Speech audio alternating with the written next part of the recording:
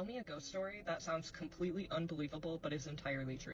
I am really excited for this one, and I don't know that our stories are entirely unbelievable, but they're interesting. My son is in the bathroom right now, and I'm just like on the stairs, on the landing. And it happened in this house. I have never had anything occur anywhere else that I can recall, but I'm pretty sure we've had quite a bit of activity in this house.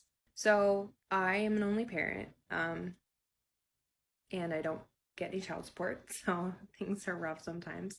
For a while, maybe about 4 or 5 months, I actually had a roommate, and he was awesome. He had a child of his own. We had separate lives. Our relationship was entirely platonic and respectful. We weren't quite friends, but like we were good acquaintances, and we had good conversations, and he was just terrific. It just dawned on me that like somebody that knows him or he might come across this, and I think he's terrific, and I wish him all the best. He's no longer living with us, but he truly was awesome, and I'm grateful for the time that he was here. Anyway, so we've had quite a bit of activity in this house, but since my former roommate left, we haven't really had anything happen.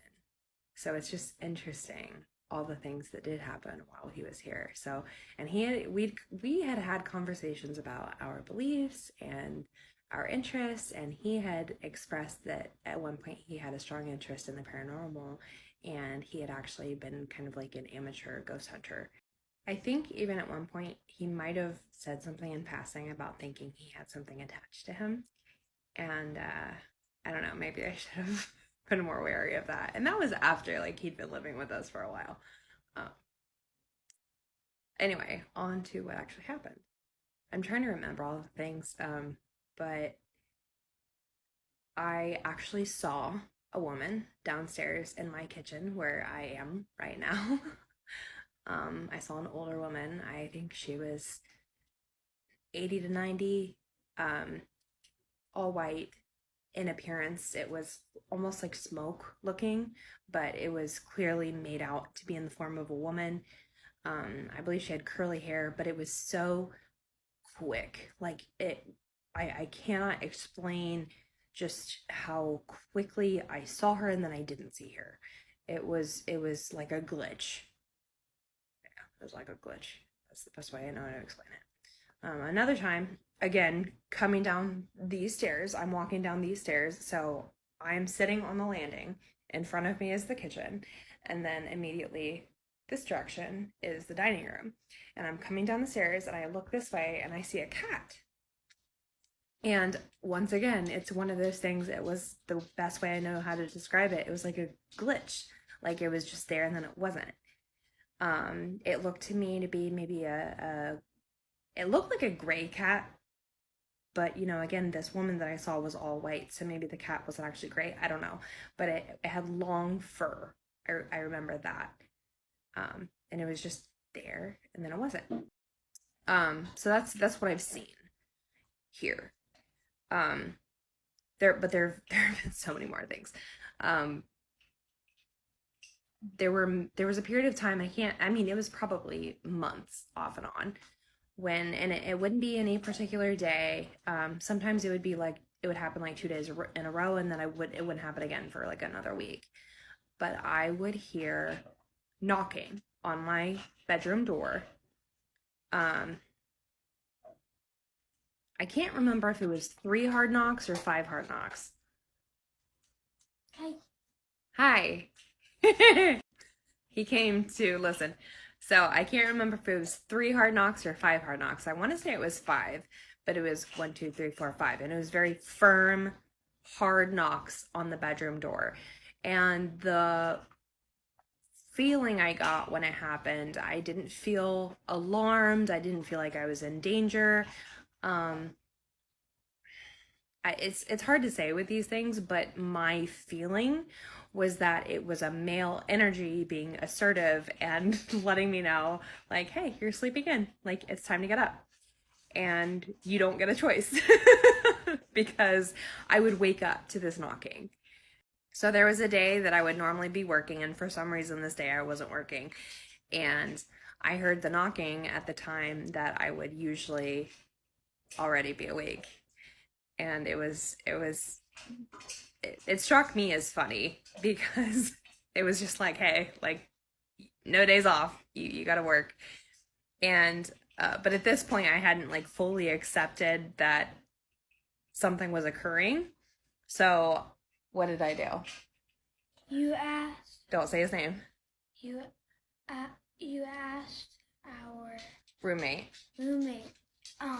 If he knocked on the door, and he didn't. So it wasn't him. Oh, your breath smells. My dog is now involved. The last big thing that happened was one day when, oh, you want to tell? What time was it? I don't remember what time it was, but nobody was upstairs. And I think we were all down. Weren't we all like in the kitchen? And then we heard, well, someone knocked on the window. Oh, that. Yeah, I forgot about that. Someone knocked on the window. Yeah, there was that too. My roommate actually firmly believed that we have Native American spirits outside. He firmly believed that he had people watching the house and would consistently feel like he was watched. But what I was going to say, stop, your breath stinks. What I was going to say, there was one day when I can't remember the specifics of what happened, but for some reason I know nobody was upstairs. Nobody was upstairs. And Brayden usually sleeps with me. He's a little old to be sleeping with me, but it works for us, so it's okay. So he's usually in my bedroom and in my bed. Well, I came up to my bedroom and I looked on my bed, and there was a toy on my bed.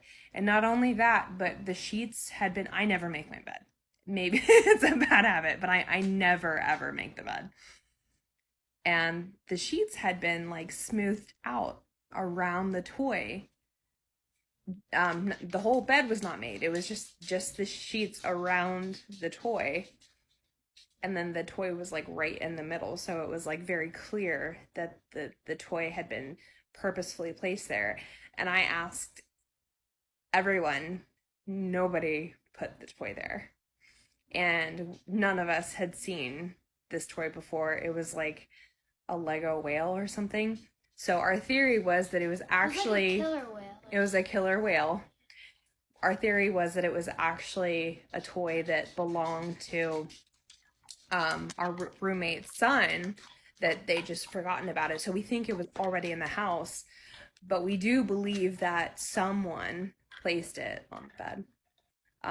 For a while, I tried interacting with the spirits here, and that turned out to be a bad idea. I got really, really sick for a while, and mentally I was just in a really bad place. So I did some cleansing, and I've taken a long hiatus from trying to interact with any spirits. But and since our roommate left, there really hasn't been any activity. That was really long, but yeah. Interesting. Let's tell me a ghost story that sounds completely unbelievable but is entirely. So whenever I was little, I could see ghosts a lot. Like, I could talk to God. I could talk to ghosts a lot whenever I was little. But there's this one story, and it happened when I was 7 years old, and it's like one of the scariest stories ever. It traumatized me. I can't even walk into a room without closing the door behind me because I'm afraid it's going to slam before I even get to leave it. But anyway, what happened is my brother was babysitting me, and my parents took my little brother to the store. And so my brother was watching me, and he had all of his friends. They were all on the football team with him. They were all a bunch of jocks, that kind of thing. It's so they're sitting around the table and playing the Ouija board. And I'm just a 7-year-old little girl. I'm running around it and yelling stuff into it. Hello, what's your name? Yelling all things like that. And my brother gets annoyed. And he makes me get in the corner in my parents' room. He like grabs me by the arm and takes me to the room. And I'm terrified because we were just playing with a Ouija board, you know? Any little kid would be scared of that. But he takes me to the room and has me stand in the corner. And keep in mind, the door is like right next to me. And then I'm in the corner right here. And then across the front door of like by where I'm standing of the bedroom door is the bathroom door, which doesn't have a door, but it's a door frame and then it leads into the bathroom. And this is my parents' room. And so basically, the door was leaning up against the door frame in the front bedroom door.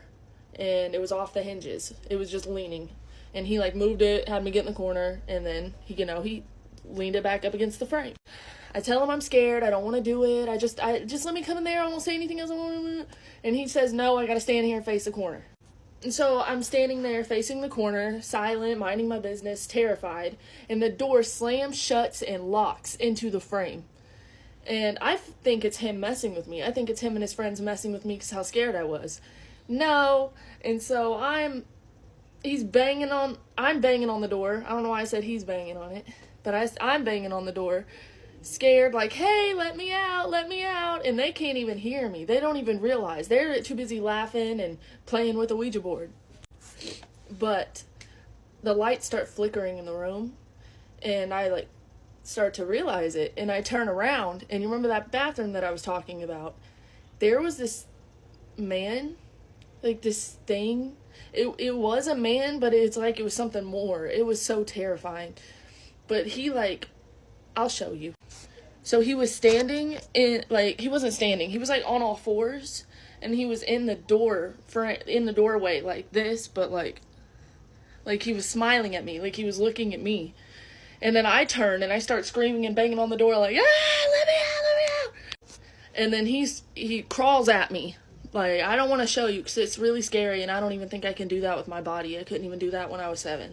But my brother hears me screaming and he runs and he's banging on the door. And keep in mind, this door was just off the hinges and linebackers are charging at it and it's not budging. But I feel like scratches on my back, like I'm getting scratched. And my brother, like, he told me, like, his side of the story. He said that he was, like, putting screwdrivers in the door handle, the doorknob, trying to get it off, everything, and nothing would work, and this door was just off the frame. Sorry about my stuffy nose. Oh, my God. But, yeah, so he just hears me screaming. The door's not budging, so what they do is they go around outside, and I see them, like, I peek out the window to them, because I see that they're trying to get around to me. And it's a double wide trailer that our house is, basically. And so my brother pushes, like, our friend, like, his family friend, Carlos, up through the window, and I'm laying there on the ground. I'm just laying there on the ground. I'm unconscious or something. I don't really remember that part very much, but I remember being scratched up all on my back and him crawling at me. It was terrifying. It was so scary. Like, I've told people the story so many times and I still just get chills about it, or I'm scared to go into rooms by myself. It's a lot. But Carlos came through the window and he picked me up from the ground and carried me out of the room. And then my brother saw the scratches all over my back. He got in trouble with my mom, and my mom, she'll say that it's not true, but she didn't believe us at first. She didn't, and then she went to the school and found out her own little information and found out that there was a man that lived in our house named Ron who killed his kids because they were misbehaving, and then killed his wife because she came home and saw what he did, and then he killed himself in the room where that happened. He killed himself in the room that I was standing in the corner, my parents' bedroom. Yeah, that's just one really big ghost occurrence that I've had, but I've had so many other than that. Tell me a ghost story that sounds completely unbelievable but is entirely true. Okay, so I'm back with another one. So same house, it's my parents' house. We actually had just moved in. We hadn't been living there maybe for a month, if that. It was the winter time when we moved in. I was very young when we moved in this house, so I just remember it was winter time because we had the heat on and we had radiators. And the radiators were just so loud and obnoxious, and they were turned all the way up, so it was like ungodly hot in my room, right? So I went to sleep this night. Here comes my son to interrupt the story. So I went to sleep this night, and it was so hot, and the radiators were just loud and banging. And I remember I woke up in the middle of the night, and I had just looked at my arm because I sleep like this. And my arm, no lie, from here to here was slit open and bleeding. At least that's what I seen. So I start panicking. I jump up and I look, and my arm, there's nothing wrong with it. And I'm just sitting there like, what the hell just happened? I kept looking, I kept touching it, and there was nothing there. I know what I saw. I know what I felt. Like, I could feel it. It was warm. It felt like it was bleeding. It was a very surreal and crazy experience. Tell me a ghost story that sounds completely unbelievable but is entirely true. So I have another story to tell. This is a personal story. Very personal. So basically, this is the story of how my old place that I used to live at, my apartment, how it got really like haunted. This is the story. So basically, in 2020, 2020, so right where the pandemic around there. No, wait, sorry, 2019. 2019 I lost my mom to cancer. But this happened around 2020, if I remember correctly, or near there. I was gonna go on a trip with my dad to go visit family back home, and I had to fly basically very quickly. We were basically gonna be flying like the next morning, so we had to go to sleep. Like, it was like, I think almost 10 o'clock, and I had packed all my bags and my luggage was packed. Everything was ready to go for my trip the next morning. And my dad, I think, had just a few more things to pack, but we were pretty much ready to go. And my uncle, who was staying with us, he was going to stay at our place and take care of the pets. Because at that time, I had a dog and had my cat. And so my uncle was going to basically pet sit, and he was going to house sit for us. So yeah, I'm just chilling in my bedroom on the computer, and my uncle's watching TV in the living room. And my dad he was at work, but he was supposed to be coming home soon. And anyways, my dad gets home, and I had the door to my bedroom closed, so he knocks on the door quickly, and I open it, and my dad hands me this plastic bag, and then he's like, all he says is basically, I've done it. And then he's like, I'm gonna go shower now. And he went to go shower. And yeah, he handed me this plastic bag with like dirt on it. So I was very like, I was just like puzzled. I was like, why did you hand me this bag of dirt? And he wasn't responding after that. He just went to bathroom to take a shower. So like I was like, I followed him basically, and he had closed the door at that point. So the door was closed, but I could still hear him inside the bathroom. So I kind of yelled from outside saying, hey, Dad, why did you hand me this bag with like dirt? What kind of dirt what is this? So my dad is like, oh, it's cemetery dirt from where your mom is buried. I want to bring some of that dirt with us when we travel back home and put it in like a little box as a keepsake for your aunt. Because, your aunt couldn't make it to the funeral, and maybe she anyway, that's kind of what he told me. I was like listening to this in shock. It was crazy. And so, yeah, right after that, I was in shock. I went immediately to where my uncle was watching the TV, because I don't know if he overheard what was being said basically. And I was like, Uncle, you're not going to believe what Dad did.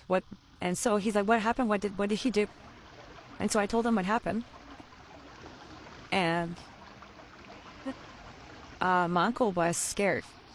So and in shock, and just like, he was like, your dad's crazy. I can't believe he's doing this. Like, this is insane. Like, I'm not staying in this house if that's the case. Like, you need to get rid of that dirt immediately. Like, not only is that illegal, but this is also like creepy. You know, people do rituals with cemetery dirt. Like, I don't know what your dad was thinking. Like, give it to me. I'm going to get rid of it. Right. And so I was like, oh, well, you know, I was like, Dad's going to get mad if we get rid of it. Like, let me talk to him. Let me clear this out. Like, he's obviously not thinking straight. Like, let me talk to him and reason with him.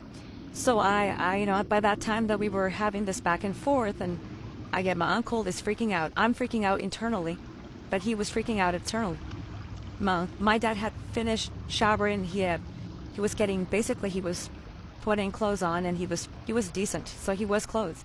So yeah, I went to talk to him after that and told him, hey, we can't do this. Like, first of all, I don't know where you got in your mind that this is a good idea. Second of all, we were flying, and I don't know what the regulations are with flying with like cemetery dirt, but I'm pretty sure we're going to get stopped in the airport and they're going to ask us what this is about, and I don't know if they're going to let us fly with that. Second of all, I don't think my aunt would even want this. We were already bringing her like a box with keepsakes and stuff from my mom and all that stuff. So I'm like, we don't need this. So I'm like, my uncle, he's getting rid of it. He's storing it away. So I convinced my dad eventually that was the right thing to do. I can't believe I had to do that.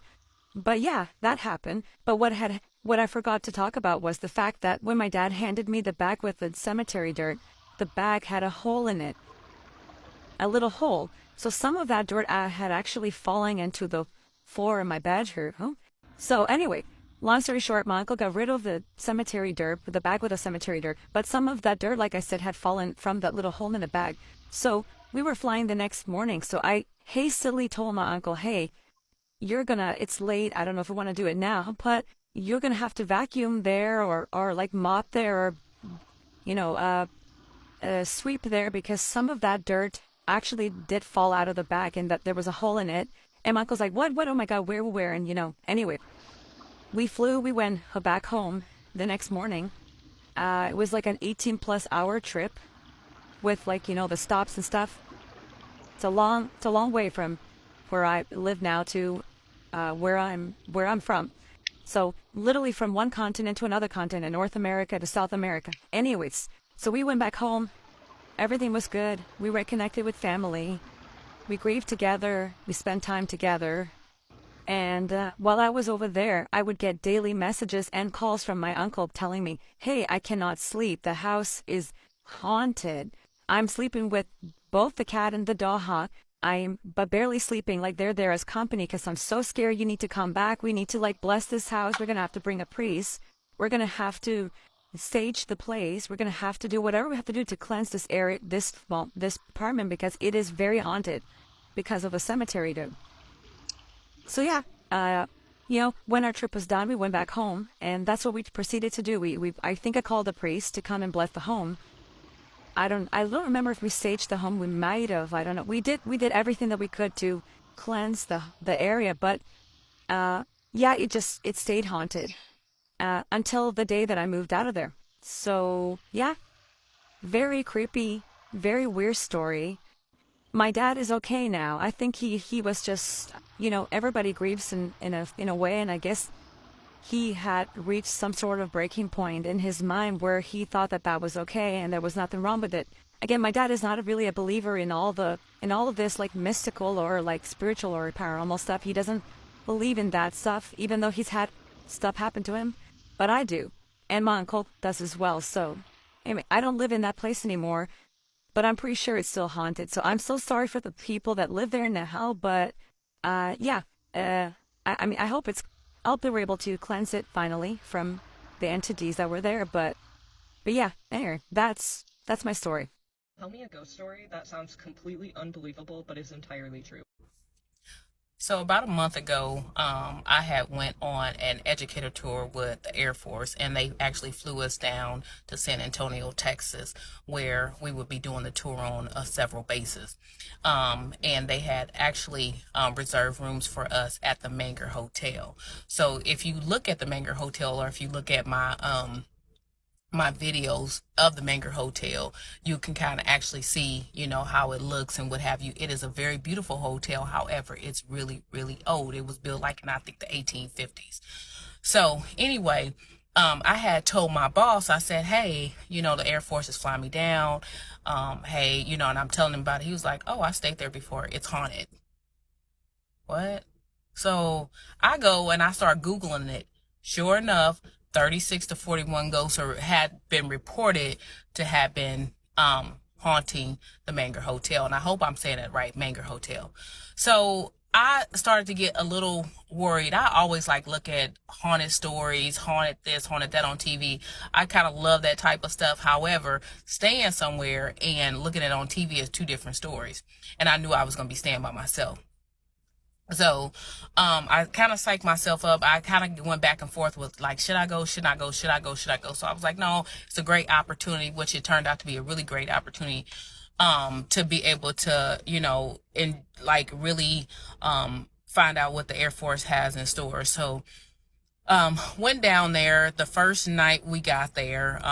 We got in there, got settled. I went up to my room. Before I went up to my room, when I'm checking into the hotel, when you're walking in, the hotel, again, like I said, is really old. So it has a lot of antiques and what have you in there. Teddy Roosevelt has been there many times, and they said that he's still there. So when you walk in, the minute you walk in, it's like an eerie feeling. It's like heavy and eerie. So I walk in, and the place is beautiful, but it's an eerie feeling. I check in, I go upstairs to my room. No problem, no issues. So when I get into my room, I always turn on all the lights when I'm in a hotel. I don't know why I do it. I just do it, and especially since I was going to be staying by myself, and they had already said it was haunted. So anyhow, I turn on, I get ready for the mixer that afternoon, that night, and I go to the mixer. Be reminded, I didn't turn any of the lights off. So when I come back, lights are still on. I eat my food, and I forgot that I had, didn't have my charger. So a lady that was staying in the hotel across the street at the Crockett said that I can use her. She was a part of the tour as well. So I go get her charger. I come back, and my bathroom light is off. Now, this is about 8, 9 o'clock at night, so there's like no housekeeping, no nothing like that available that are supposed to be in your room. So I'm in my mind trying to figure out, like, how did this all happen? It freaked me out, but, you know, I'm like, okay, I probably turned it off. I'm trying to rationalize it in my head because I knew this is Monday. I have all the way to Friday to be here. So anyway, and it still just kind of gives me goosebumps when I'm talking about it because you know, you being in a room by yourself and you never know what's going to happen. You know, you're hearing all these ghost stories. So, then after that, I start hearing like the door shutting, but the door was already shut. So it was like noises like the door was shut. So I was like, okay, well maybe that's somebody on the outside. Maybe there are people in the hallway, but I didn't hear any talking. I didn't hear anything like that. So I'm like, okay, I'm just gonna brush it off. Somebody went in their room, you know, shut the door. It's like, you know, like I'm just trying to figure out, I'm trying to rationalize it in my mind. Like, you know, so anyway, I said, when I go to sleep tonight, I'm going to turn on all the lights. I'm going to sleep with all the lights and the TV on. And, you know, that's how I'm going to sleep. So I go to sleep. I wake up and I'm woke, but my eyes are closed. And I know the TV is off. So I was like, okay, well, it was on a timer. But I instantly open my eyes. Bathroom light is off. Bathroom light is off. Now, I'm in a hotel room by myself. Bathroom light is off. So I instantly jump, put my clothes on, like I take a shower, put my clothes on. I'm scared as heck. So I run out the room, you know, not like all crazy or anything like that. I run out the room. So I go down to the front desk and I say, hey, you know, I'm in this room. Hey, is there anything going on? Like, and the lady was like, playing it off like, no, but if you like to change rooms. And I'm thinking to myself, no, I don't want to change rooms because if I go somewhere else and it's even worse, no. So anyway, we get to our first class and the Air Force, one of the Air Force commanders said, hey, anybody there, they're joking like, hey, did anybody experience something? I was like, yeah, I did. Let's talk about it. So anyway, nobody else out of, I think it was about 40 people there, nobody had really experienced nothing. People were like, oh, it was eerie, it was this, it was that, but nobody experienced nothing. So I'm thinking to myself, like, I really didn't want to tell people because I felt like they thought I was going, like I was crazy. So I go back to my room and I told the entity that was there, I said, listen, we're going to have to be here together from Monday through Friday. It seems like you don't like this light on. So I'm going to keep this light on if you just leave me alone. And to be honest with you, I felt eerie, but I really didn't have anything else going on. However, the people were with me reported that their lights kept flickering. And then also I had another guy that said his backpack just like flew off the bed. So if you are ever at the Menger Hotel, or if you have experienced anything in the Menger Hotel, I would love for you to comment or, anything on this video and give me your opinion on it. Tell me a ghost story that sounds completely unbelievable, but is entirely. So when I was 10 years old, I moved into this house with my mom and dad. They had this house built from the ground up. And one night I'm laying in the living room and my dad tells me I could stay up late because it's the weekend. So I'm camping out and I have the TV on, and my dad finally comes in around 2 in the morning and he's like, all right, Chanel, it's late enough, turn the TV off. And I was like, okay, Dad.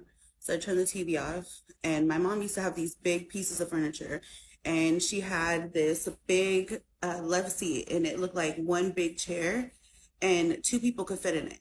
But I had looked over and there's this man, and he's in an all white suit, and he's sitting in the chair and he's filling the whole chair out. And it scared me. And for some reason I thought that's the devil. So go to part 2.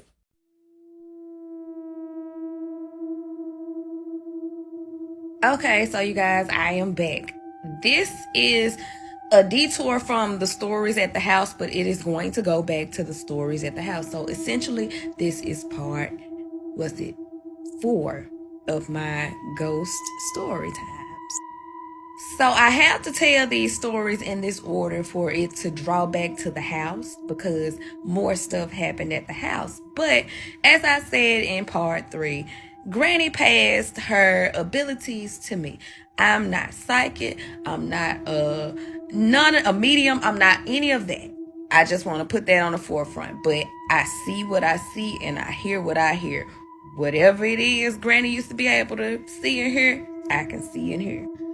So this story goes to a friend of mine. His name is Zay. He was unfortunately unalived in 2018. God rest his soul. So we were kids, and the kids dating, the fresh relationship out of high school, 18 to 21 we dated. And we used to spend all the time together. I'm talking about either he's at my house or I'm at his house. We're spending the night. So with that, we would stay for like a week or 2 and then go to the other person's house.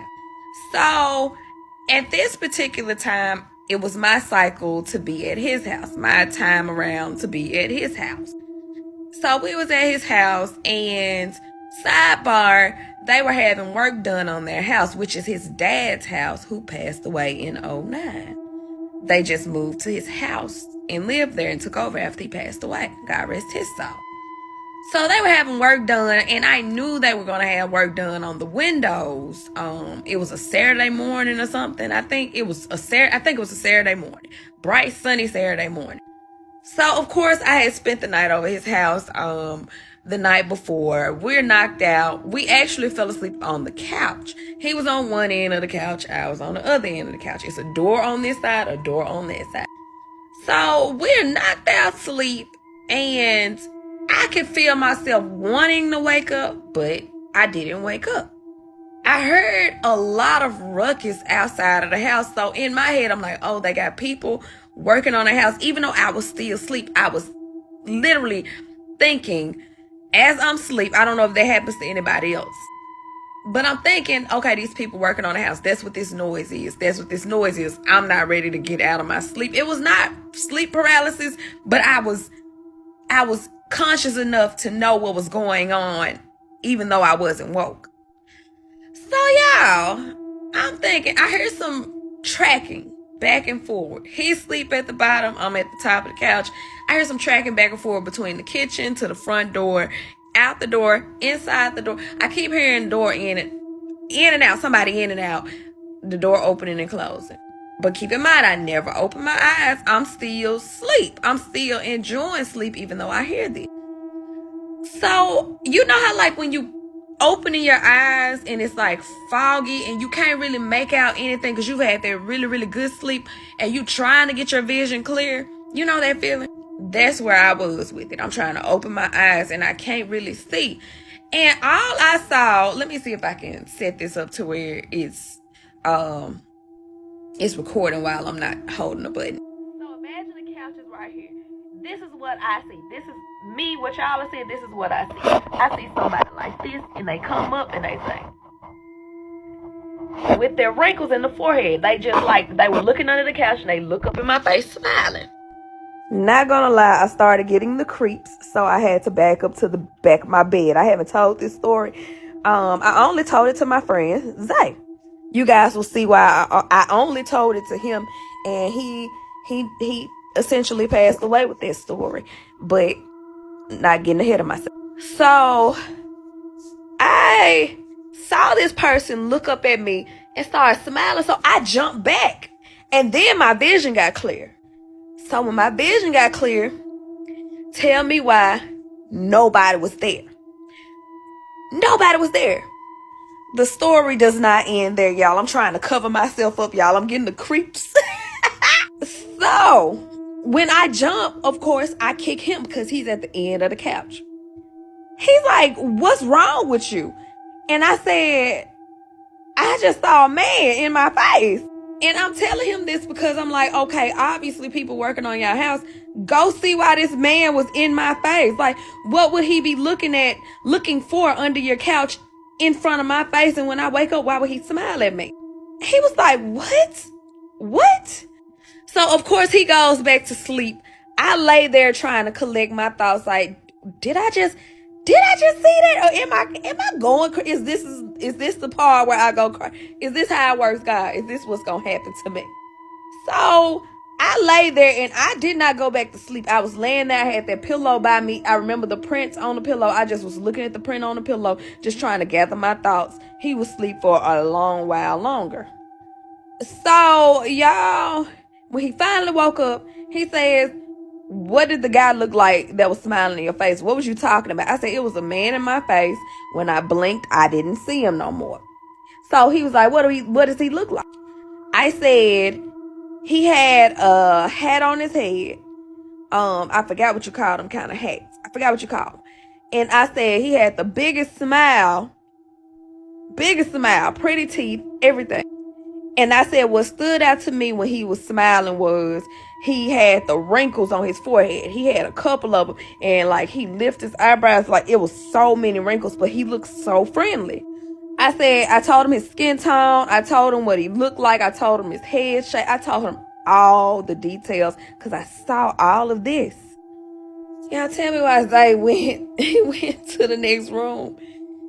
He came back and put a picture in my face. I'm jumping back because he literally he went to this door. You remember I said it was two doors on both sides. This side, somebody was going in and out, but I never opened my eyes. He went through this side.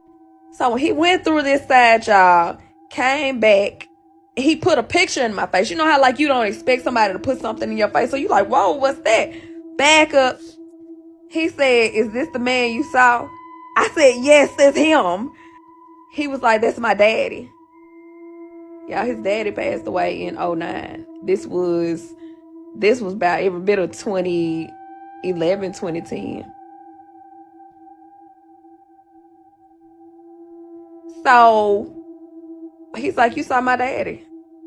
And I said, why he let me see him? Why he ain't let you see? I don't mean no harm. Why he ain't let you see him?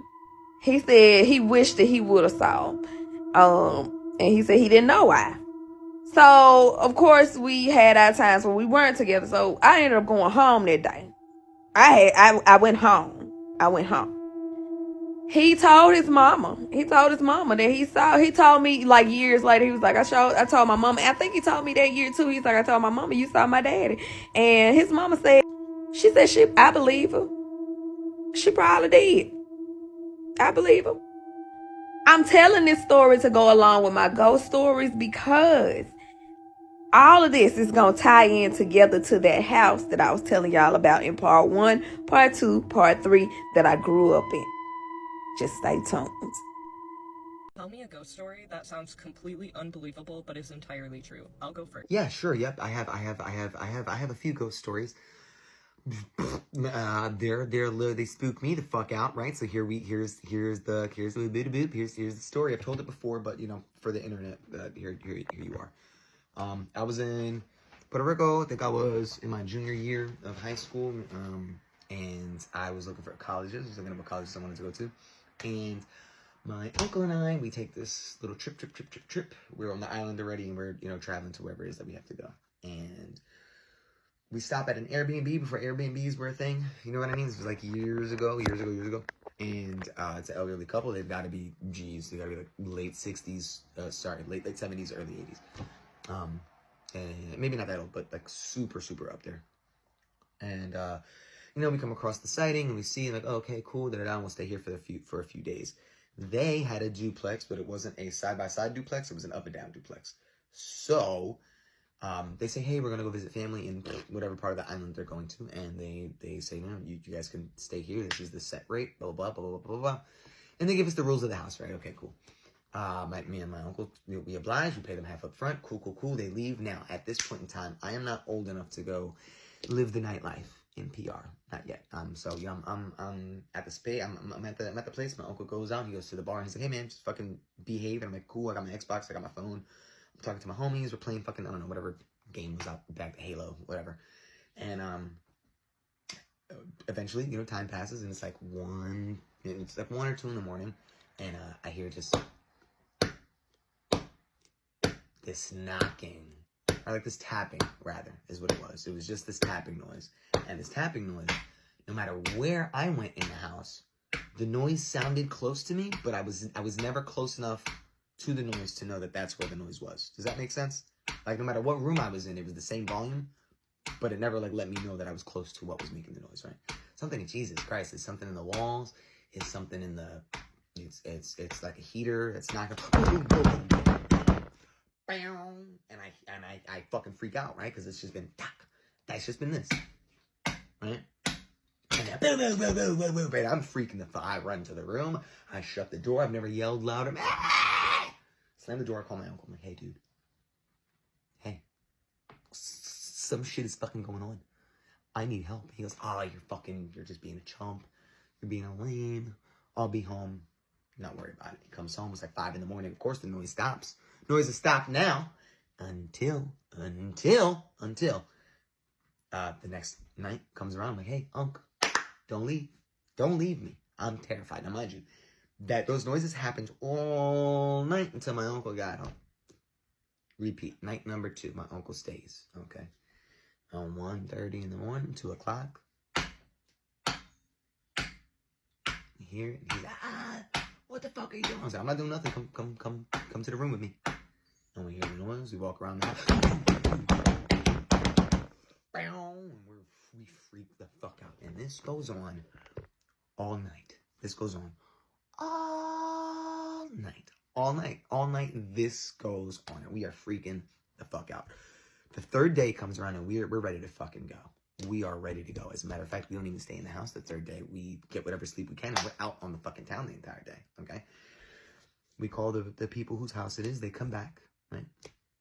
And my uncle pays them the rest of the money. They ask how the stay was, and I'm like, oh well, it was relatively good, right? The house didn't burn down, it didn't catch fire, but the fuck is this noise? What are we doing? So the husband, he kind of looks he looks distraught when he turns around and goes inside the house. And the wife starts to tear up and she goes, well, what happened? And my uncle goes, well, we were fucking sleeping and we heard this tippity tappity tapping.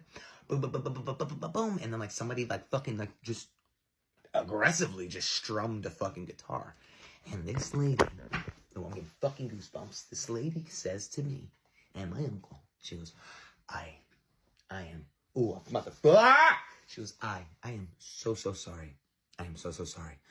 We should have told you about her. And me and my uncle go, what did that mean? You should have told about her. What did that mean? Their daughter, okay, this was like 60 years before. I don't know. The daughter was fairly young. She was like 10. She would jump rope okay, so also let me preface, everywhere in Puerto Rico, like, is tile floor. You're very rarely going to find a rug floor. She was jumping rope. She was jumping rope. Wearing socks inside the house on tile. She clipped herself and fell down the steps. And her father used to play in a band. Guess what he played? The guitar. The little girl tripped over the fucking jump rope, stumbled down the steps, and broke her neck on her father's guitar. And that's what we heard all night. I'm so sorry. Thank you. Tell me a ghost story that sounds completely unbelievable but is entirely true. I'll go first. I have a few of those. So this takes place in Central Florida. I want to say mid to late 2000s.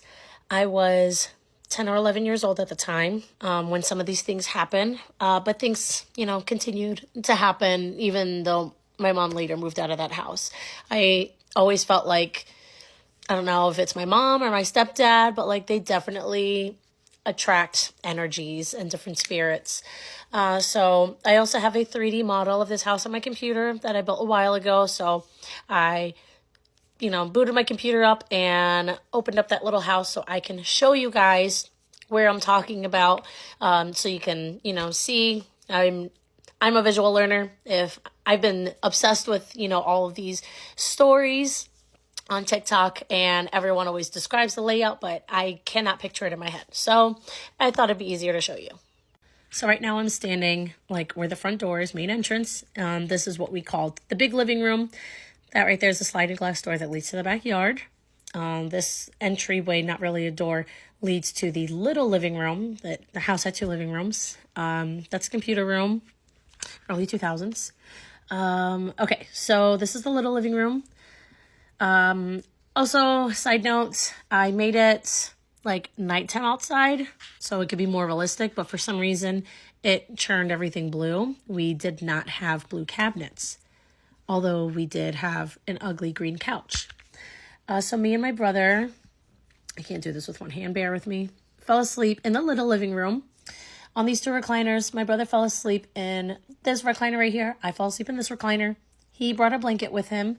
I was stupid and I did not. And I knew to get a blanket. I mean, I woke up in the middle of the night just absolutely fucking freezing. And my sister's room is that door right there at the end of the hallway where I knew that I would find like a sheet or a blanket or something. The only problem was I was scared of walking down this hallway because of that sliding glass door. It did not have any curtains or blinds.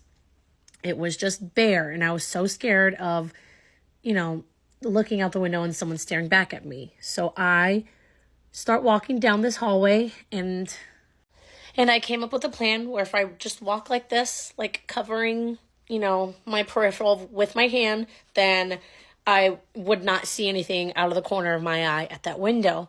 The only problem is when I got halfway down the hallway, I froze.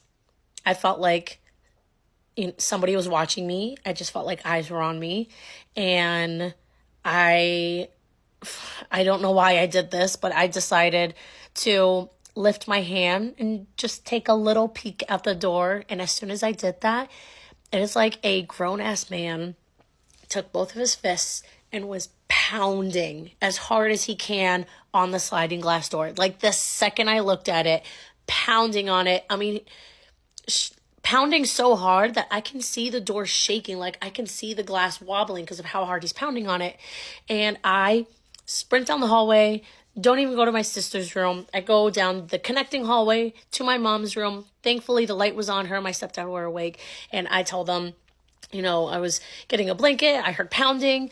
And, there's something in the backyard. So my stepdad grabs a baseball bat and checks the whole perimeter of the house, front, back, side, nothing. He didn't find any signs of anyone trying to break into the house. There was absolutely nothing there, nobody there.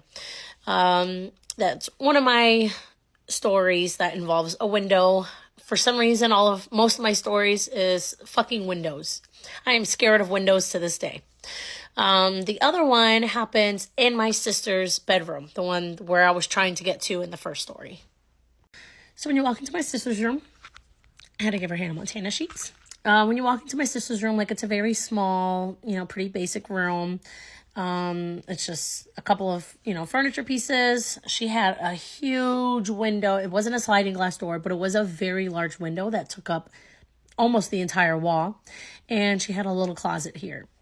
So I fell asleep in this bed right here, and it's in the same orientation as it is now. So, like, the headboard is right up against that window. And honestly, I feel like that window even, like, came out even more. So I was, like, fully in front of this window. And we apparently don't believe in curtains or blinds, because her window as well was completely bare, just like this, nothing covering it. And you can kind of see here, like, the fence. That's the side of the house. So this is the fence separating us from our next door neighbor. So that little area is literally just a little strip. Like, it's not a big area. And I tried my best to convey it.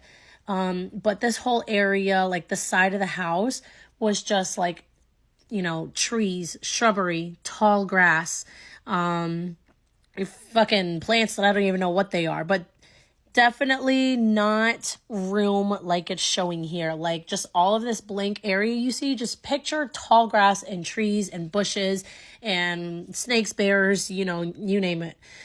So I fell asleep right here. Oh, I'm inside the wall. I fell asleep here. Well, falling asleep, trying to fall asleep. And I left the door open because, because my mom was in that recliner that I was in originally, and her and some of my siblings were just watching TV. So I figured, okay, if I see my mom, then I'm safe. Like, nothing can happen to me, right? My mom's right there. So I start falling asleep, and right as I'm about to fall asleep, my eyes are closed, I start hearing, like, right behind my head, like as if someone is trying to get my attention. Complete opposite of that grown-ass man slamming his fist against the door. It was just a little, like, just someone poking right here, trying to get my attention. And I knew for a fact that nobody was in that area. Nobody in their right mind would be anywhere near that tall grass in Florida. Not unless they want to get bit by like 7 different species of venomous snakes. My heart immediately started pounding as soon as I heard that tapping right behind my head. And I know there's flight mode, which did not kick in for me. I went into freeze mode. I completely froze. I was terrified of, if I tried to go run to my mom, I felt like I was going to be tempted, just like the first time, to look at that window. And the last thing I wanted to see was somebody on the other side staring back at me. I did not want to see anything. So I fell asleep crying the whole time. That little tap, tap, tap behind my head. I fell asleep to that sound in tears. I remember telling my mom about it, like, I don't know, not immediately the morning after, but sometime afterwards. So those were some of the things that happened to me personally in the house. Nothing compared to some of the stuff that my siblings have encountered. They have actually seen things that were, way worse. Also, I'm going to show you one more thing. So this is our dining room. Another sliding glass door, another window, no curtains, no blinds, no nothing. And my sister was sitting right here in this chair. Oh, I also changed it to daytime because I was getting a little freaked out even just telling the stories. So my sister was sitting in this chair right here. My mom was sitting in this chair. And they were just talking. And my sister, facing this way, froze. Like, look of fear in her eyes. And my mom thought it was something behind her in the backyard. But in reality, my sister saw the reflection of something behind her. And what she saw was, it sounds cliche, but a woman with long dark hair and a long white nightdress floating from this entrance all the way across, as if she was like going down the hallway and just continuing down. And that is what my sister saw the reflection of. It might have been like a couple of weeks after this happened, but my little sister, 4 or 5 years old at the time, went crying to my mom, telling her that she saw a woman with long dark hair and a long white nightgown standing in the corner of her room. And at first my mom was pissed because she thought that, you know, my older sister went telling all the little siblings. So when she confronted my sister about it, and my sister was pleading like, I swear I didn't tell anybody. Please, you have to believe me, mommy. And like, you could just, you know, see the fear and the truth in her eyes. And my mom knew that my sister was telling the truth. And this is something that my little sister did see. There's 100 other things that have happened. Collectively, my family has a lot of stories, including even when we moved out of the house, is some of the freakiest shit that my brother has told me. That sounds completely unbelievable, but is entirely true. Okay, so I've been sitting on this one for a while because, I know a lot of people have been stitching this video and stuff like that, and they're being like, this sounds so unbelievable and whatever. I feel like mine is like actually like next level unbelievable when it comes to the spiritual realm and stuff like that. So anyways, I'm gonna go out on a limb and I'm gonna do it anyways, okay? Some of you might not freaking believe me, and that's okay. So anyways, I come from a line of spiritualists. So my great-grandfather was a spiritualist, and I never met him, but he taught my grandfather how to use a Ouija board. And so I'm not talking like your standard, like, yes, no, moving the Ouija board. Oh my god, I don't even want to say it because it sounds so unbelievable. So my cousin used to put her hands above the Ouija board, and the Ouija board would move, and a spirit would enter my cousin's body and speak through my cousin. So she had even like an accent and everything. Like, this is like an accent that you can't replicate, and she knew all these different things that you wouldn't normally know. Now, when this happened, I was a kid, okay? So I was like younger. I want to say I was like 6, 7, 8, 9, 10, somewhere around there. I was younger, like too young to ask the hard questions, right? Because she had predicted some things, like there was a bad car accident that happened. Like, she didn't tell us who it was, but she's like, there's going to be a bad car accident. It's going to be 2 teenagers, and whatever it may be. And you know, sometime after, 2 teenagers had passed away from a car crash. And she would always talk about the light. Like on Sundays, she would be like, oh, we're going to visit the light. And so from a young age, I've always believed in God. And that was always like my solid factual evidence in front of me to believe in God. And she would just like have all these different things. Like one time, I can't remember a lot of the things because there's tapes somewhere. But I think like my cousin has like some internal like kind of things about it. Like I can't speak for her, and you know, we haven't talked in some time, but I can imagine like your grandfather having a spirit enter your body might be something that's traumatic for you, right? So anyways, yeah, this is a long time ago, and if I knew what I knew now, I would have asked much different questions, right? I would have been like, what's the meaning of life? What's this? What's that? Blah blah blah blah blah. And so she would always talk about the light. She would be like, oh, on Sundays we visit the light.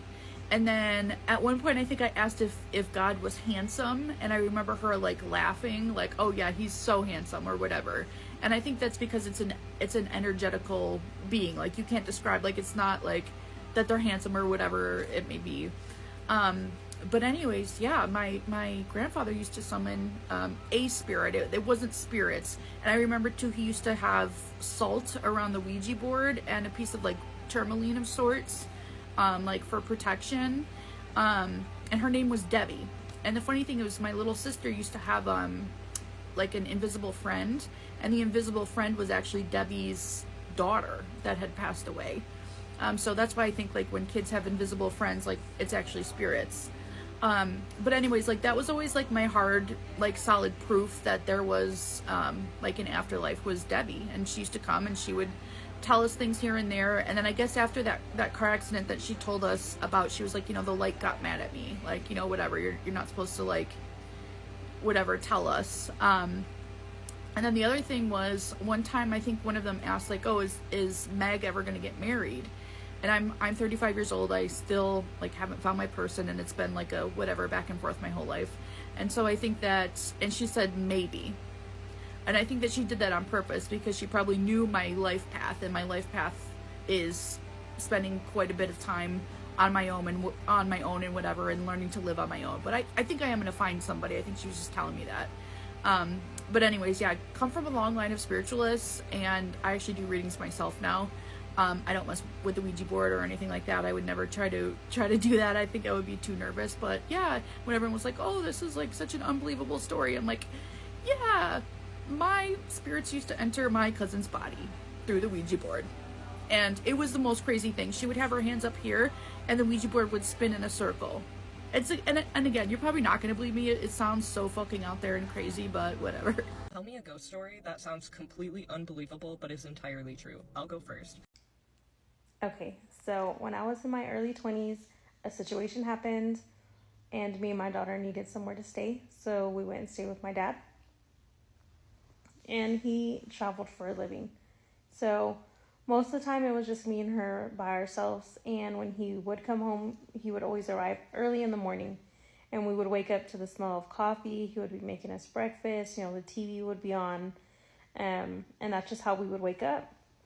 So one day, and I mean, I tell this story to people and they just think I'm full of it, but I'm not, because my dad can back me up because it's his house, and also my stepmom and my siblings. They're my step siblings, but we don't use that term. My siblings, they can back me up because some creepy stuff has happened. Anyways, me and my daughter were sleeping, and it was about 5:30 in the morning, and we were home by ourselves. And I started to wake up because I could hear the living room TV in the background, and I could also hear a man's talking. So I figured it was my dad talking low on the phone, trying not to wake us. I started to wake up. I turned to the side. I look at my daughter. She starts moving, wiggling. It's starting to wake her up too.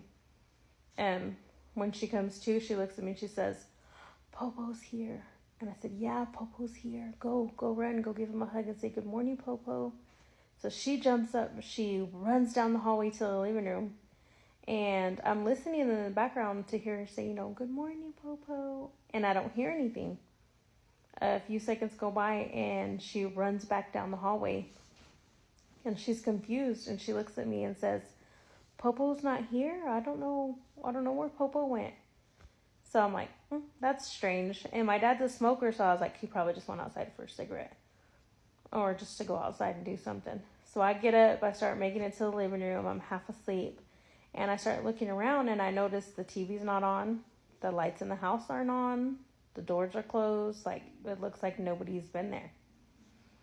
So I kind of peek through the back door to see if he was in the backyard. I go to the front of the house. I look through the windows, and his car's not there. So I'm like, oh, let me call him. He probably went to go get breakfast. I call my dad up, and I say, "Hey, where'd you go? Or did you go get breakfast?" And he says, "No, mija. I haven't even made it home yet. I'm still about 2 hours away." I said, "What do you mean 2 hours away? I just heard you. I just heard you here." He said, "No, I'm not home yet. I'm far still." And in that moment, I was like, what the heck? What was that then? So I tell him what happened, and I'm like, I'm creeped out. Just keep me updated. Let me know, when you're close. Because that was, super creepy, Dad. And he was like, "Okay, I'll let you know. I'll call and check on y'all guys." And I'm like, okay. So me and my daughter are, confused, and we're still what the heck? So I decide, you know what, we're up already. I'm just going to cook some breakfast. We're going to wait for my dad to get home. I go to turn on the TV so that my daughter can watch cartoons. And the TV is on max volume. I'm talking about the loudest it can go when I turn it on. So it startles her and me. So I turn it down, and I'm like, what the heck is going on? This is, what is going on today? I go to the kitchen, I start cooking, and my daughter comes to me and she says, "I don't want to watch cartoons." And so I said, "Okay, that's okay. Sit at the table. You can sit at the table while I cook." She says, "Okay, I don't want to watch cartoons because that man. And I said, what man? And she said, that man. And I was just like, oh, okay, well, sit right here. No man's going to get you. That's what I told her because I was scared already. So I finished cooking and we're sitting at the table eating our breakfast. And the TV gradually starts getting louder and goes to max volume. I get up and I'm like, heck no, I'm not dealing with this. So I just turned the sucker off. I'm like, turn it off. I sit back down at the table, and as I sit down, I kid you not, the spoon off the counter, the spatula spoon that I was cooking with, flies off and hits the floor. And me and her just look at each other, and we're just there. We're stunned. We were too scared to move. She gets down. She climbs in my lap, and we just sit there. I call my dad. I say, where are you at? How close are you? He's like, I'm still an hour away. So by this point, I'm anxious for him to get home. I cannot wait for him to get there. So we go ahead and decide, since the sun's already coming up, we're going to go play outside. We're not staying inside the house by ourselves. So we went outside, eagerly waiting until my dad got home. And yeah, that was just the first incident of many, many creepy things that happened while I was living at my dad's house. I don't really know any history of that house. As far as I know, nobody's died there or anything like that, but that's just the tip of it. It gets weirder. I have quite a few, but here's a good one. So a friend and myself were going to go to New York City to see her sister. We were going to drive to Philadelphia, leave her car there, and take the bus to New York City. My family lives in Philadelphia, my dad's family. So we were just going to park her car at my family's house. They were going to take us to the station, no problem. And I hadn't seen them in a while anyway, so it was, going to be a little nice, whatever. So 2 days before, I think we were set to leave on a Friday, on Wednesday, my grandmother passed away. My grandmother lived in Philadelphia. So I already felt like she did it because she knew I was coming, sort of thing. I know. Or she finally felt okay to let go because she knew I was coming. So, my family's still go to New York for the weekend. We're just going to be taking care of business stuff, end of life stuff. And then when you get back from New York, you'll just stay in Philly. And then, we'll go to all the services and everything. Okay, cool. So we come back.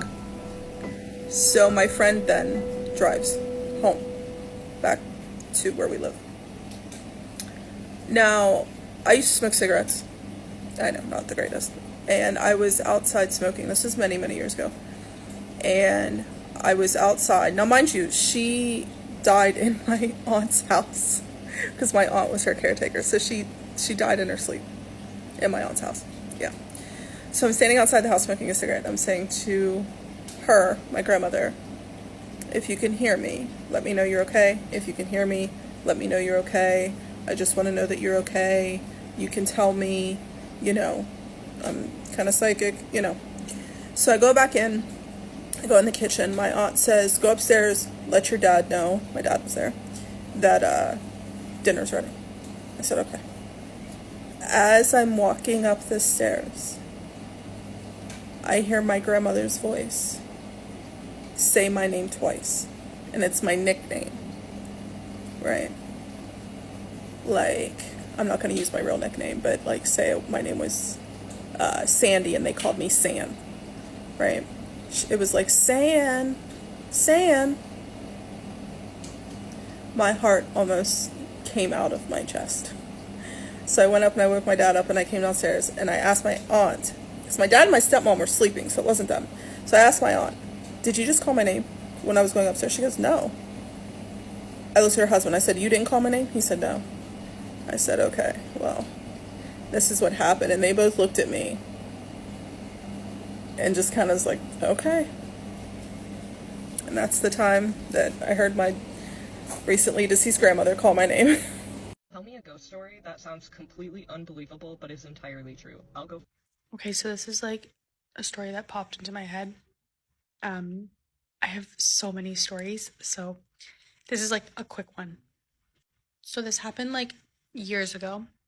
I was probably about 8 years old. My sister would have been about 4. But I'm going to preface this by saying we were never the family that like in the car played like kids songs. Okay, we listened to the radio. It was just the way it went. So it was like the middle of summer, and we decided to do like a trip, just like a day trip. So we got in the car. I don't know where we went. Doesn't really matter. Doesn't really make a difference. But got in the car, and wherever we were going, it was like we had to take back roads. We had to take like country roads, and like it wasn't just like a quick trip. It was like maybe like an hour or two to get where we were going. Anyways, so we're going, we get there, have our day, whatever. It was, again, a family trip, so it was me, my sister, my mom, and my dad. Now we're driving home. I don't even know where we were, to be honest. It was just like the middle of nowhere. And my dad goes, "Oh, we need gas." So we keep driving, and again, we're in the middle of literally nowhere. Like, it was just like farm fields, like country roads. And we come up to like a gas station, but like this gas station wasn't like a name brand gas station. Like, it was like one of those kind of spooky ones out of like the movie that like there's like 2 pumps. There's like, if you're gonna get your gas, you like walk up to like, there's like one guy working there, and he's like in a little like enclosure. And I vividly remember my dad turned the car off, got out of the car, pumped the gas, and he like stood there and he was pumping the gas. And so again, in the car was me, my sister, and my mom, and we're sitting there, again, cars turned off. And again, we don't listen to like kids music. We listen to like the radio. And I'm not even kidding you. We're sitting there, and all of a sudden all we start hearing is the song Ring Around the Rosie. And it was almost like it was like surrounding our car, but it was like kids singing it.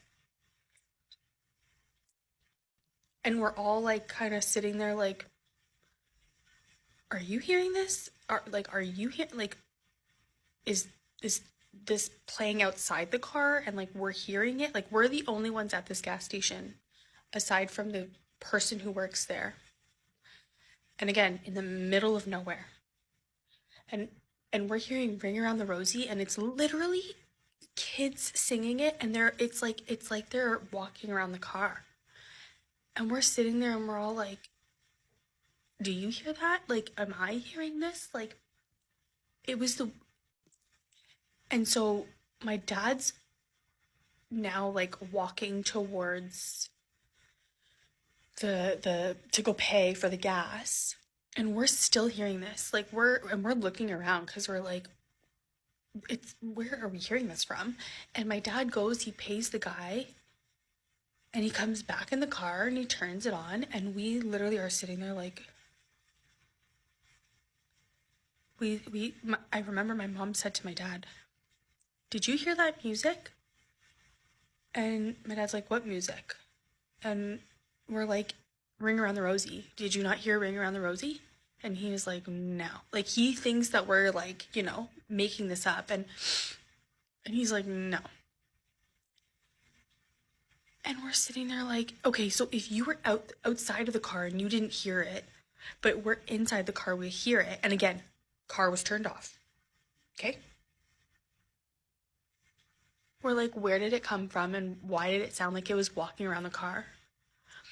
Okay, so anyways, that was my quick story about that. I have so many stories. I'm honestly like a ghost magnet. Like they love to just torment me. So I could probably tell you a couple more, but this is just the one that came to mind.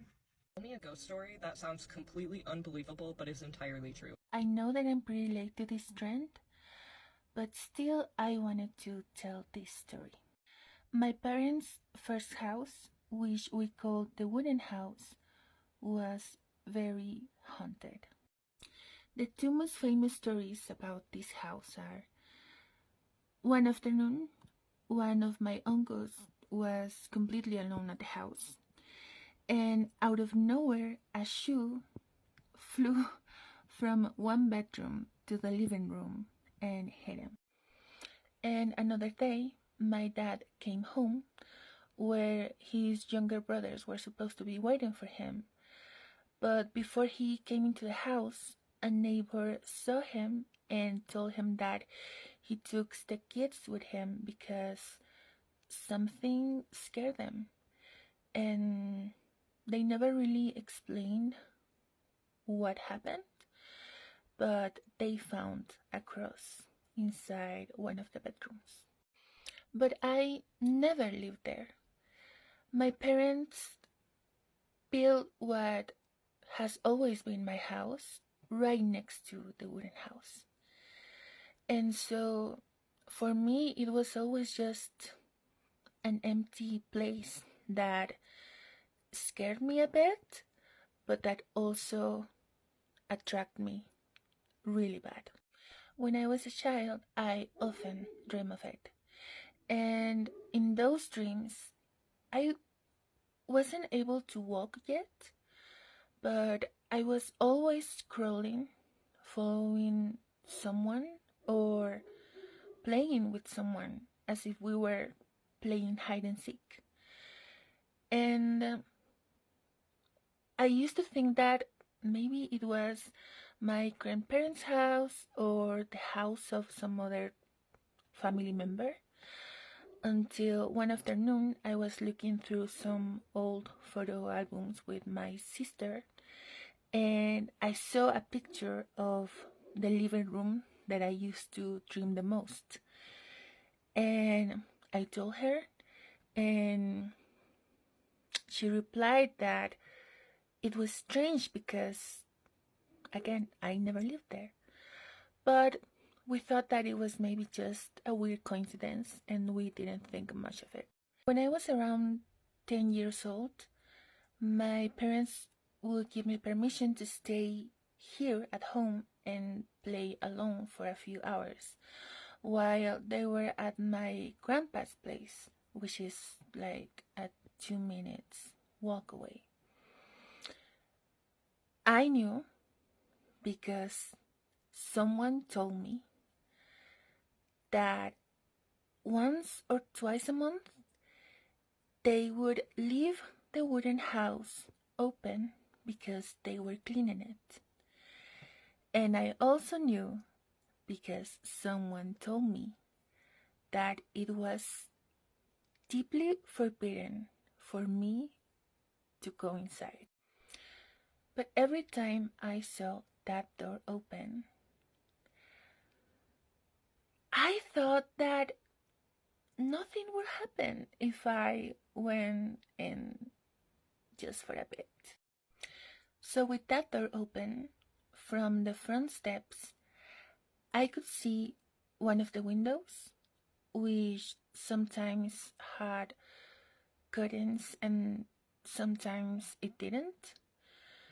There was also a stove that looked really, really old, like way older than my parents. And I could also see a doll that belonged to my sister. And the thing is that I wanted so bad to get that doll because I knew that it was from a collection that I love. But every time I dare to get to the third step, the third one, like if I get to the second one and I change my mind, nothing will happen. But if I get to the third one, my dog, Tommy, who was always a pretty calm and quiet dog, will go absolutely crazy, and I will just give up the idea to keep playing with him. That went on for about 2 years until my parents demolished the house. Last year, with my sister-in-law visiting, we were telling ghost stories, and just as we were about to go to sleep, it occurred to me to ask my parents why would they clean the house so often, and why would they also leave the door open just like that for a few hours with no one else here. My parents turned to look at each other, then turned really slowly back to me, and my mom asked, "What did you say?" I told them the same thing that I just told here, and they looked at each other again for a few seconds, and then they turned to me again, and my dad very carefully said, "Zach, we never opened that house again since we moved. We never cleaned it because we didn't need to. We didn't have a stove like that, and we would have never leave any doll in there." Then they told me that it was probably a dream, but I know really well that it wasn't a dream, and they know it also. Now there's a garage where the wooden house used to be, and it still gives me a pretty strange feeling when I'm alone there, so I just avoid it as much as I can.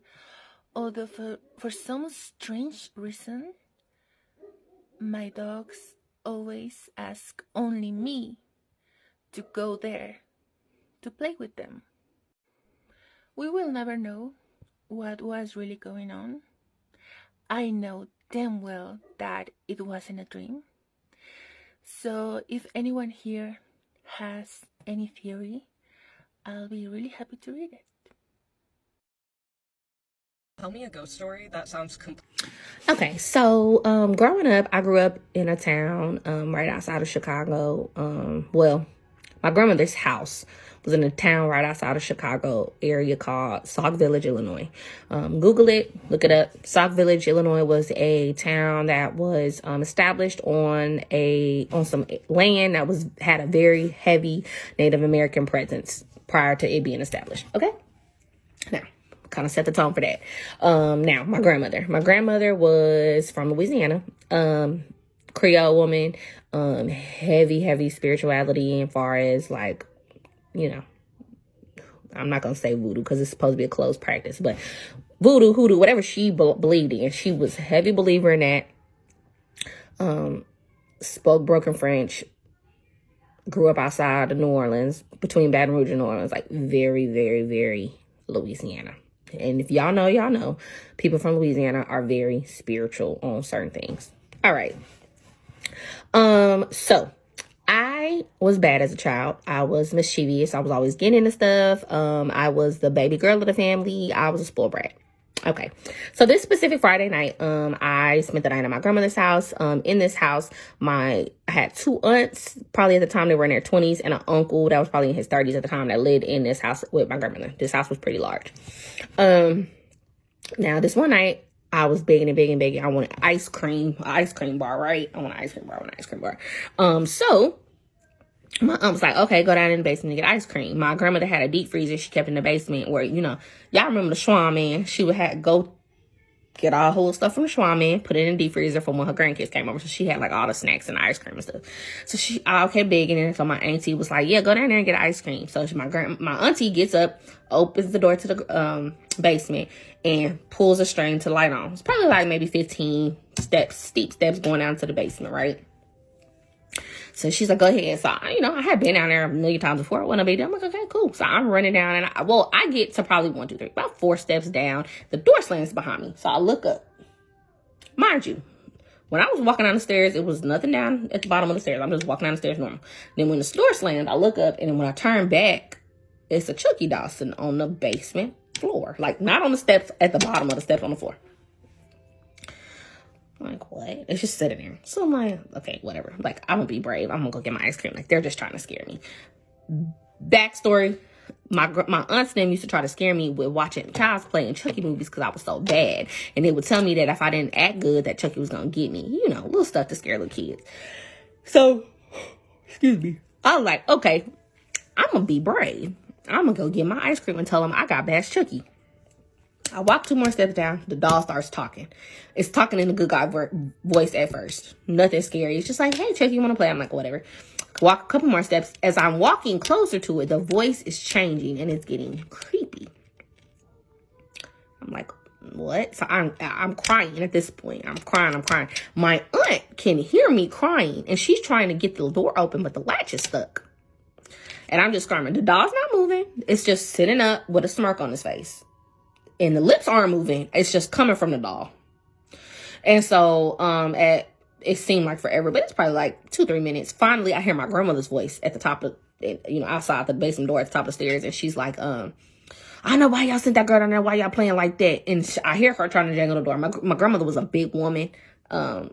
She just was a no-nonsense type of person. She was like a big, like when I mean big, like an Amazon, like Megan Thee Stallion. She just was, you just didn't play with my granny like that. So I hear her say, why y'all send that girl down there like that? Why y'all playing with her? Finally, my grandmother jiggles it, maybe twice, and the door latch is open. I run up the stairs. I'm like wiping my snot and my tears all over her house coat. And she's like, girl, go ahead and sit down. Heavy, heavy country accent. So she's sitting there looking at the doll. The doll's still sitting there. At this point, now the doll is laid over like this. Like, it then fell over. And she's sitting there looking at the doll. And so she tell my aunt laughing. She told my aunt, go down there and get the doll. And she was like, why? And she was like, because my aunt bought the doll. She was trying to play a prank on me, but it was something else on that doll. So she's like, go down and get the doll. So she goes down and get the doll, bring it back up. As soon as my grandmother grabs and touches it, she goes, I'm burning it. And she's like, my grandma's like, what? She's like, I'm burning it. I keep telling y'all about bringing this kind of stuff in my house. You inviting this stuff into my house. She kept saying that over and over again. Don't be inviting this kind of stuff into my house. And I'm just like, what? I'm on the couch crying. And my grandmother goes outside in the backyard. And in her house, it wasn't rural, but it was kind of like she had a little bit of space between houses in her backyard. She goes outside, sets a bonfire, stands there in her house coat, and watches the doll burn. Okay? Comes back in the house, comforts me, wipes my tears, and tells me, don't worry about it. We're going to pray over it. Okay? And I'm like 7. I'm like, okay, we're going to pray over it. All right, granny. And I remember that night being scared and falling asleep on the couch. She was in her rocking chair. And I remember laying there because I was so scared I didn't want to get up. I remember laying there and I remember hearing her like praying. She had lit candles. I don't know what she was burning. Like, again, I was young, but if y'all know about voodoo, she was cleansing, okay? And I remember, like, dozing in and out of sleep because I was laying on the couch and she was laying in the rocking chair. And I remember her yelling at my aunt and saying, didn't I tell y'all about playing with stuff like that on this land? Like, didn't I tell y'all know this land has a lot of energy? I remember her saying that this land has a lot of energy. Don't play like that. I keep telling y'all, don't play like that. And I was just like, that was the only time I've ever had anything scary happen in that house. But as a child, my grandmother always told me I was, she never said gifted, but she would always be like, you blessed. Nothing ain't never gonna touch you, girl. You blessed. You're blessed. I blessed you when you was in your mama's stomach. She would always say that. I'll be blessed. You blessed, because I was the first granddaughter. You're blessed, girl. You're blessed. And I was just like, okay, granny. Like, then I remember another incident happening in that house was my grandfather had died in the house prior to the first story I told you. And I remember he had a specific coffee mug he drank out of. And I remember one day my mother dropped me off at my grandmother's house because my grandmother took me to school. My mother had to go to work early. So I remember being dropped off and going in the house, and it was a coffee mug sitting on the dining room table with steam coming out of it. My grandfather's coffee mug. And I'm a little bit older. I'm probably maybe 10 at this point. So I remember going upstairs and telling my granny, like, hey, granny, it's a coffee mug downstairs. Like, did you leave the coffee? And she was like, no. And she was so nonchalant about it. She was like, ignore it. Familiar spirits like to do things to try to get your attention. She was like, that's not your grandfather. And I was like, okay, granny. Like, again, I'm getting older, so I'm starting to understand it, but I'm just still not fully understanding it. I'm like, okay. She was like, just ignore it. If you see anything, ignore it. It's not your grandfather. She goes, I know how your grandfather feels when he around.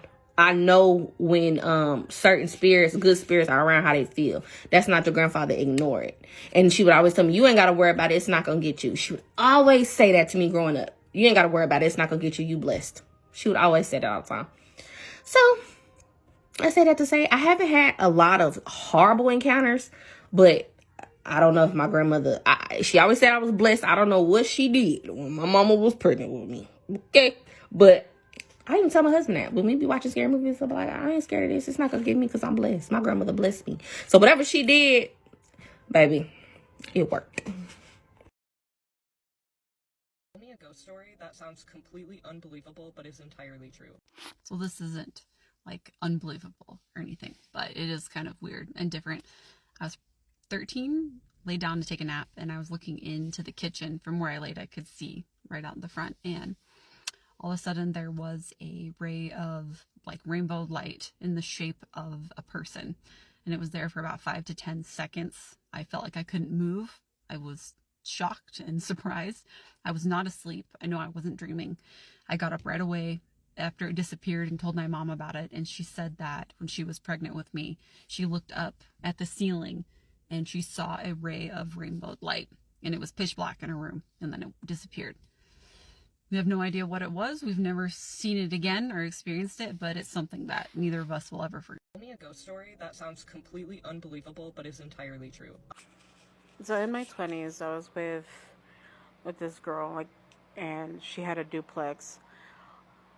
And we would always have parties there. We would always get together after work or on the weekends, whatever. After everybody would take off, of course I stayed. And it is literally the only place besides a hospital that I could not sleep at. The moment you turned off the lights, and immediately, the moment that I turned off the lights, I felt like there were 100 pairs of eyes staring at me. So that was creepy. That was the only time I ever slept comfortable with the light on. I had friends that when they would go to the restroom and they would turn off the light as they were walking out, there was this huge mirror. They would see other faces in the mirror with themselves. One of the nights that I spent there, we're laying in bed together, and to this day, I still have a tendency of putting my arm under the pillow and falling asleep like that. So my hand was dangling over the bed, and I shit you not, I felt something grab my hand. I thought it was her.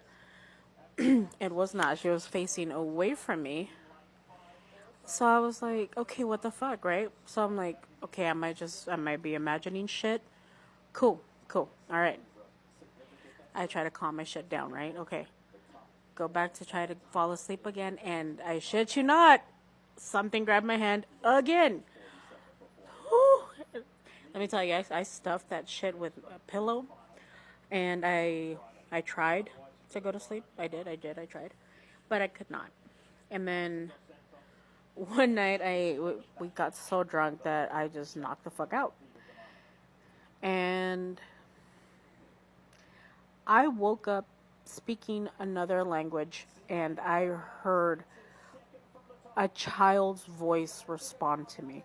Do not ask me what language it was, because I don't know. My girlfriend at the time was asleep too, and she didn't hear me. But you know how when you're talking loud enough that you wake yourself up? That's what happened to me, and it creeped me the fuck out. Then later on, she tells me, "Oh yeah, well, a lot of these houses in this neighborhood were built on top of an Indian burial ground." What in the poltergeist shit? What? No. So yeah, thankfully that relationship didn't last. But yeah, that's my ghost story. And disregard this. I have a pimple. Anyway, I hope you guys enjoyed that. But yeah, based on true story. Tell me a ghost story that sounds completely unbelievable but is entirely true. I know this isn't what I usually post, but I do have a ghost story, so I've been seeing this all over my For You page. I thought, why not tell it? So when I was 18 years old, still in high school, I drove home one day, pulled into the driveway, and I walked into the house. And I have to explain the way the house is set up a little bit. So first you go into the kitchen, then the dining room, and then there's this like landing area where there is, to your right, there's a bathroom. In front of you, there's a room. And in front of you to the left, there's another room. Then directly to your left is the door leading to the basement. It's a furnished basement where my brother and I both lived. And the stairs go down and to the left into the downstairs living room. As I walk in the kitchen, I put my keys down. I'm kind of in auto mode because I just got off school. I say hi to my dogs. I walk through the dining room and into this landing area to go to the bathroom. And as soon as I walk in, directly in my left side peripheral, I see my brother. He's standing there in a gray and black zip-up sweater, jacket, jeans, and he had long, like, flippy hair, kind of like I have now, but more straight. And he's just standing there, just kind of looking off, like, as, you know, the stairs go down and to the left, and he's just on that left area, just looking into the basement. I never really fully looked at him entirely, but he was there. Like, it's not the same as just seeing something. Like, as I was walking, he was still there in that place. This was very normal to me. My brother and I hung out all the time, so I was like, yo, what's up, man? I went to the bathroom, started washing my hands, whatever. I'm like, what's going on? What are you doing today? You want to hang out? And he doesn't reply. So that was the first thing that kind of rubbed me the wrong way, because my brother and I are really close. He even if he was in a bad mood, he would at least be like, what's up, man? Then I started thinking as I'm washing my hands, and I'm like, yo, you there? That there were no other cars in the driveway. So I'm kind of starting to be like, what's going on? But at the same time, he had a girlfriend that lived in the same neighborhood, so maybe she just dropped him off. You know, I'm like, I'm not freaking out yet, but I'm like, yo, you know, I finished washing my hands. I'm like, you there? I peek down into the basement, and there's nobody there. All the lights are on, my dogs aren't freaking out, so there's no reason for me to be like scared yet. But I go downstairs, and it just feels off. It just feels like heavy. I don't know how to explain it if you've never had these experiences, but if you have, you know what I'm saying. It just felt wrong. It didn't feel comfortable, even though that's where I lived. So I run down and I'm yelling out. I'm like, yo, where are you, man? I'm looking all over. I look through the bathroom, the laundry room, and both of our rooms, and he's not there. For a second, I thought maybe he's hiding. He's trying to, you know, pull a fast one on me. But I was getting freaked out at this point. So I ran upstairs and I called him. He picks up and he's like, yo, what's up, man? I'm like, yo, where are you? And he's like, I'm headed home right now. I'll be there soon. What's up? And I'm like, dude, I swear to God, I just saw you in the basement. But then as I'm saying that, it kind of registers to me that the way he was dressed was the way he dressed when he was like 14 years old. The haircut he had was the haircut he had when he was like 14 years old. He didn't dress like that anymore. He had short hair. That was him, but when he was young. I'm just thinking to myself, he's not home. That wasn't him, but that was him. Like, I know my brother, even if it's him from a few years ago. That was my brother. And I know I saw it out of the side of my eye, but it wasn't just a quick little flash of, you know, you think you see it and then you double check. Like, it was as clear as day. And I have no explanation for that. Some other things happened at that house, but it wasn't like haunted. So I don't really know what was going on there. But that's my best ghost story. If you guys liked it, I have a few other ones. If you want to hear them, thanks for watching and putting up with this long-ass video. Story that sounds completely unbelievable, but is entirely true. I'll go first. This is my time to shine. This had happened 4 years ago, and to this day, still affects me. To preface, I had applied to ASU really late, got accepted really late, and was still waiting to hear what dorm I had gotten into. Once I find out what dorm I get into, it turns out to be the oldest dorm on campus, not even related to my major, and I have my own dorm. I don't have a roommate, which is extremely lucky because many people would want a single dorm to just have themselves. So as someone who had gotten accepted extremely late and was probably one of the last people to get a dorm on the campus, I was just already confused. But like at the same time, I felt so lucky to have my own dorm. So move-in day is in the midst of an Arizona summer where it's like 117 degrees out. And we were moving into my dorm. I'm on the second floor. There's no elevators.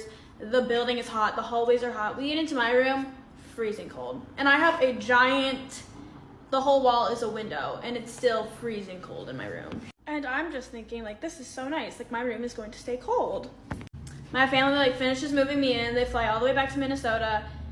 And stuff started to get really weird really fast in my dorm. To preface the setup of my dorm room, I had my bunk, like, all the way up here, so then underneath I had like a little sitting area underneath it, and then I had my dresser and then my office and desk across from me. So I get back from class one day and I'm sitting underneath my bunk bed in like one of my lounge chairs, and as I'm FaceTiming them, my desk chair that's straight across from me just starts spinning like this. Remember, I cannot control the AC in my room, and also the AC is not ever blasting high enough where the desk chair would be spinning. That has never happened. And it got to the point where I'm on FaceTime with them. I flip the camera and I literally go, "That's so weird, isn't it?" And they all were like, yeah, did not think anything of it. A few nights later, I'm laying in my bed, I'm on my phone, and I feel the pressure of someone at the bed end by my feet getting onto the bed. Like someone had crawled up the ladder and is now getting onto my bed. So like I set my phone down, look around, of course there's nothing. I didn't think anything of it that much again. Fast forward another few nights ahead, I am laying in my bed again, and I start hearing running underneath me, like on my floor under my bed. My floor is concrete with like carpet over it, and it sounded like someone was running on wood. And I'm literally looking down at my floor and I'm hearing someone running around, but there's no one there. I'm obviously now a bit creeped out, but had I known what was coming next, that wasn't even close to creepy. So about a week goes by, I am asleep in my bunk bed, and I just wake up randomly, and I click my phone just to see what time it is. It is 3 a.m. on the dot. I have not ever thought of 3 a.m. as something bad until this night. So it is 3 a.m. and I like turn my body, and I'm now looking down at like my desk chair and my floor now. All of my lights are off, but there's still a little bit of light coming through my curtains from the lamppost outside. And when I look down, I see a man in all black sitting in my desk chair, staring up right at me. Obviously, I think I'm like sleep paralysis, so I rub my eyes. Him and my desk chair are now in the middle of my room, looking even more up at me. Now I'm in like full panic mode, so I flick on like my little lamp. He's gone, but my whole desk chair is now in the middle of my room. I am so freaked out. I am borderline like heart attack. I do not go back to bed. I put all my lights on. I put something on my computer to watch. I do not fall asleep until the sun comes up. I call my parents immediately when I know they're awake. I tell them everything that happened. They're a little bit skeptical. They're thinking like it was probably just a really bad sleep paralysis, Maisie. So I kind of just brush it off. I'm like, you know what? Maybe you're right. So the next night, I get ready for bed, do everything as I normally do, and I go to bed. And then I wake up again at 3 a.m. on the dot. And when I look down, I have a new visitor. It is not the man in black.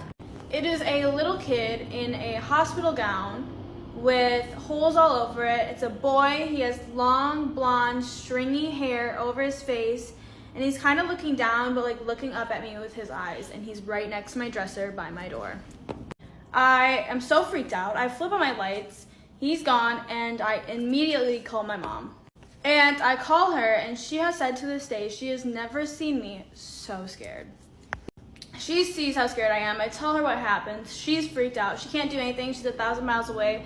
So she stays on the phone with me until the sun comes up. Like, I will not let myself fall asleep until the sun comes up.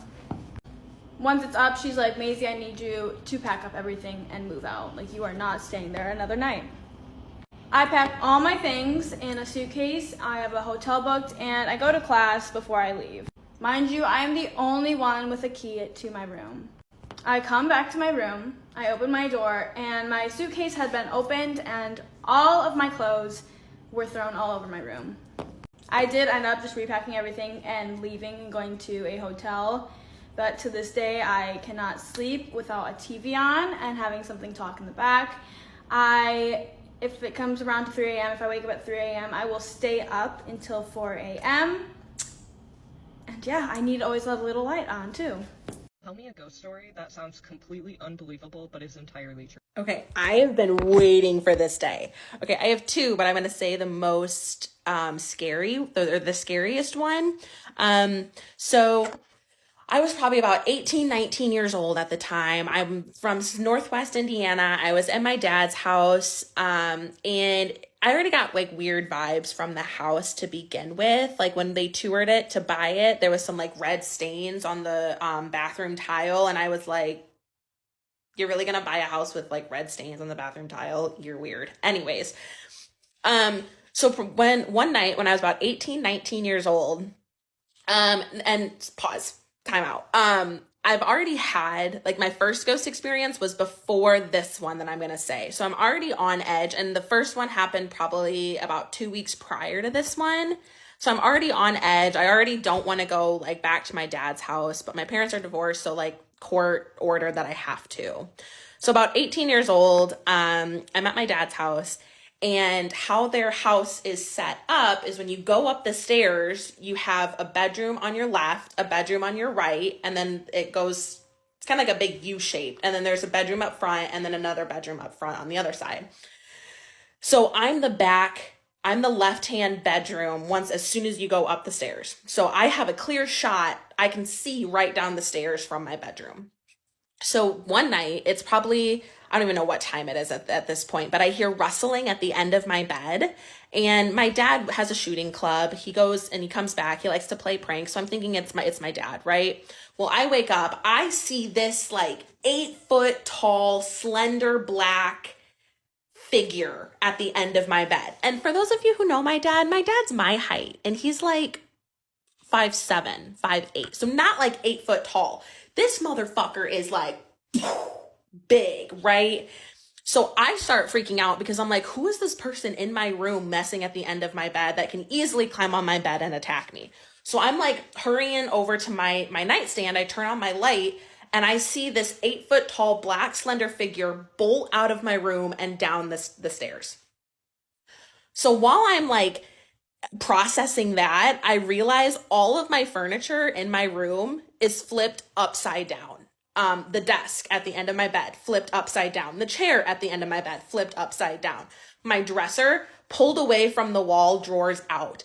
My ceiling height organizer in my corner of my room is on the floor with everything placed in it neatly. It's like meticulous how chaotic this was. My closet door open. So of course I'm freaked out. I'm like, what the hell? So I like, all my lights are on. I get out of my room and I go check on my little sister who's across the hall from me. She's sleeping. I go and I check on my other little sister who's around the corner in the other front bedroom. She's sleeping. And I'm like, that had to have been my dad, right? That had to have been my dad. So I open their bedroom, my dad and his wife's bedroom door. They're both passed out sleeping, like you can hear them snoring type sleeping. So then I hear rustling downstairs and I'm like, scary movies tell me not to go downstairs, but here I am going downstairs. So I like go downstairs, and where our stairs are, there's like a little pocket about this big where you can like stick your head through and look into the kitchen.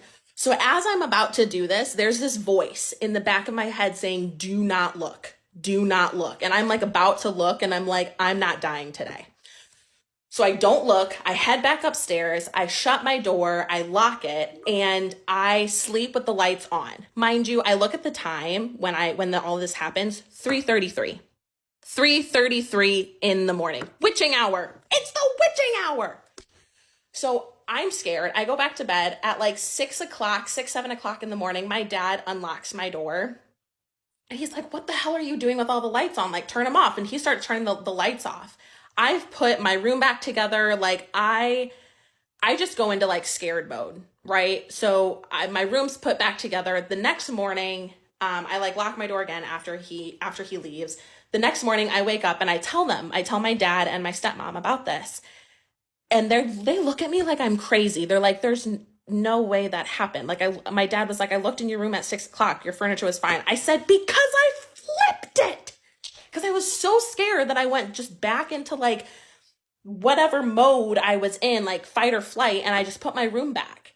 And so like they never believed me. Well, then a few weeks later, probably, I want to say maybe like 3 weeks later, I'm at their house again. I'm babysitting and they come home. I tell them nothing happened. Like everything's fine. Well, I go to bed and then I hear rustling from my closet. I hear like little rustling from my closet. And I'm like, God damn, I'm not going to die. So like I put my dresser in front of my closet door, like a little bit so they can't open, and I go to bed.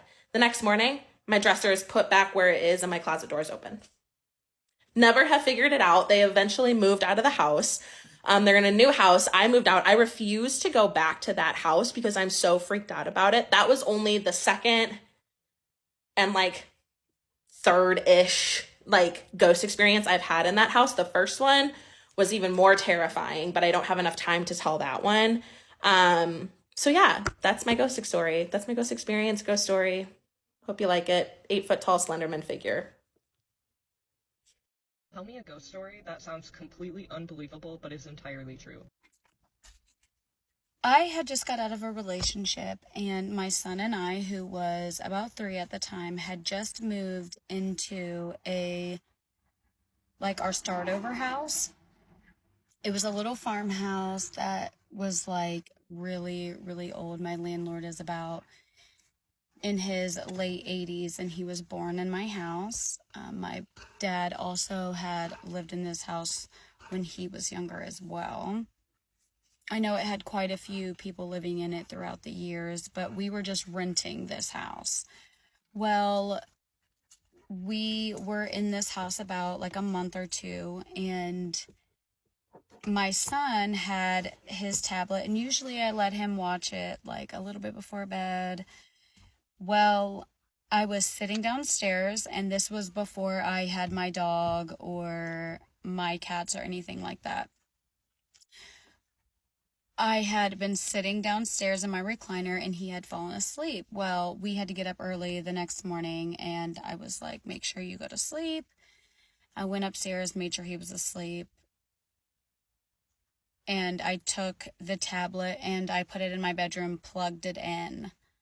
Well, when I went downstairs, I was scrolling through Facebook. He did not have a TV in his room at the time. I did not either. I just had my TV that was in my living room, but it was off at the time.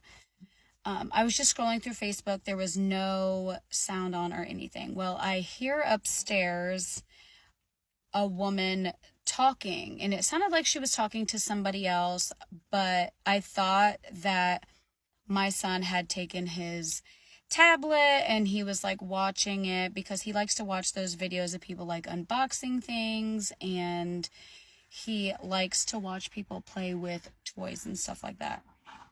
So I'm like, ooh, I'm going to go upstairs and I'm going to scare him, because he was supposed to be asleep at the time. Well, I get up because I'm like really excited, and I go walk upstairs, and as I'm going up the stairs, it is getting, louder and louder because I'm getting closer, but it sounds like this woman is really having a conversation kind of by herself or like to somebody else. Well, I had got upstairs, and his bedroom is like right off of my stairs. Like you come up, this is the top of the stairs, and that's his bedroom. So I come up to the top of the stairs and I jump out and I scare him, and I'm like, boo! And when I look in the bedroom, he is dead asleep. And as soon as I turn the corner, I hear nothing.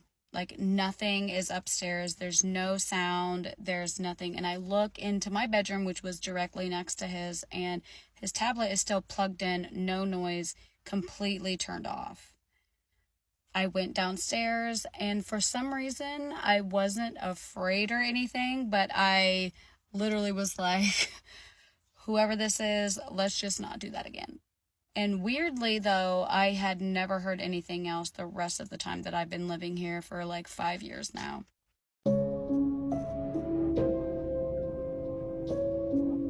Okay, so let me tell y'all. So, like, right now, I'm currently at my mother's house. Excuse my voice, because I've been hollering, so I'm kind of losing my voice. But, so, I used to live with my mom. Anyways, I forgot. Oh, yeah, I used to live with my mom.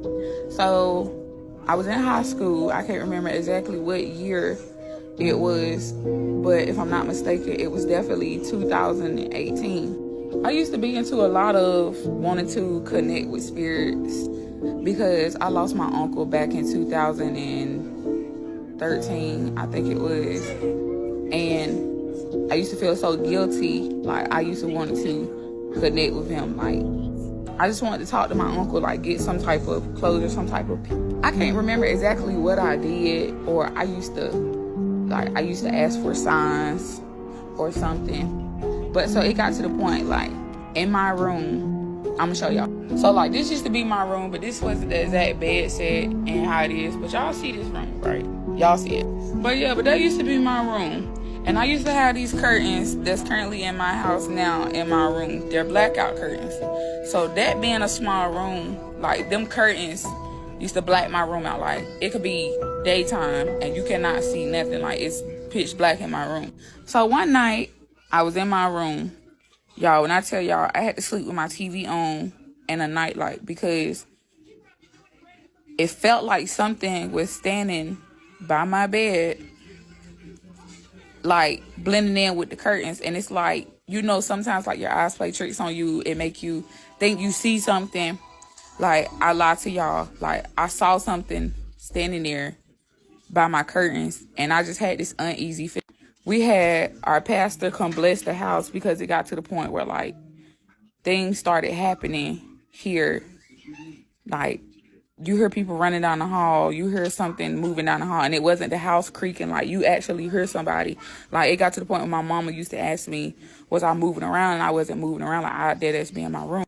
So, like I said, I was in high school. So this was like 2018. Now, my mama would be at work. I get out of school, I come home, I have the house to myself, so it's quiet in here. Normally, I go in my room, I shut my door because I was always the type of person, like, I'm in a house by myself, I shut the door because if somebody was to come in here, of course they would have to open the door and I would know, like, I'm good. So when my mama would get off work, I would know my mama routine to know that it's her coming to the door. Like, I would hear the door open. My mama carried a coffee cup to work, so she would set her coffee cup in the sink, and I would hear the coffee cup hit the sink.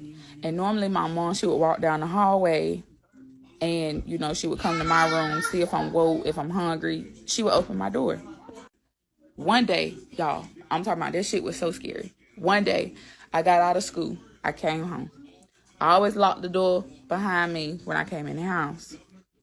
I go in my room, and I laid down. So I'm just chilling in my room. I say, like, it was like maybe 20 minutes, 30 minutes later. So I'm just laying there.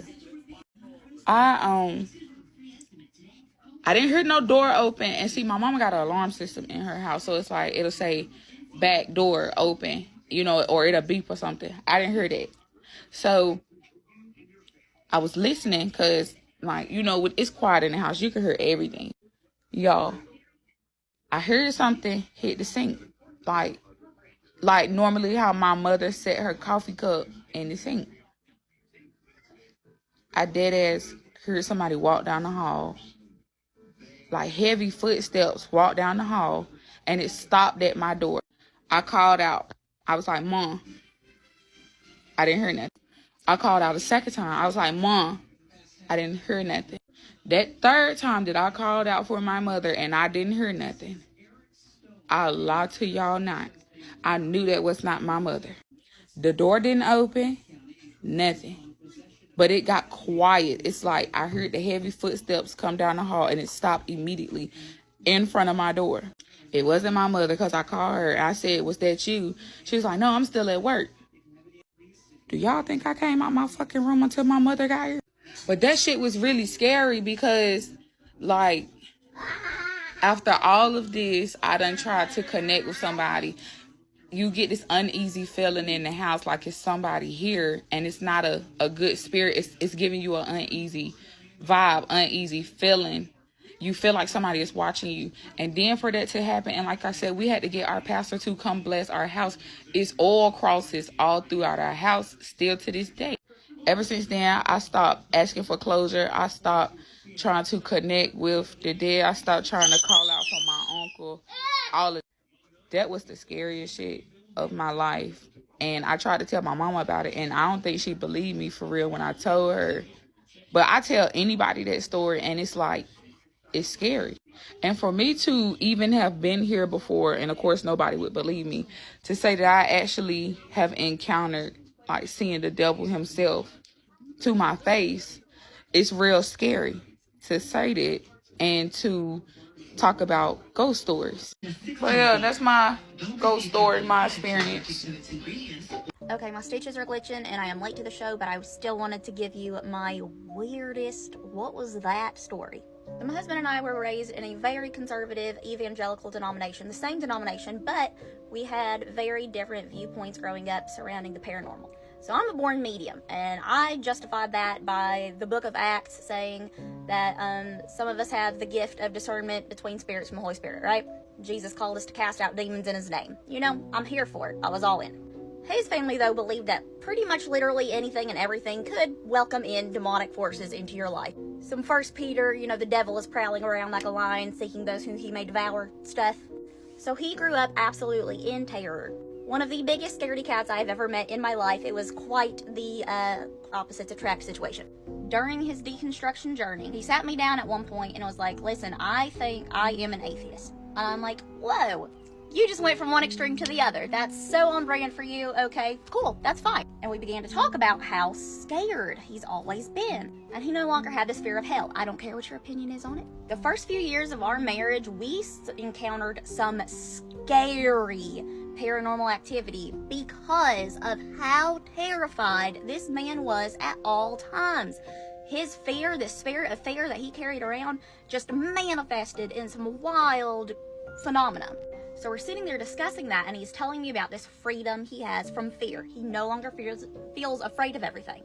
And the energy in our living room changed dramatically like that. This overwhelming, thick cloud, just oppressive, just settled down in the room. It was unnerving. We had the TV on at the same time. We were watching Modern Family, kind of. And Sofia Vergara's face comes on the screen.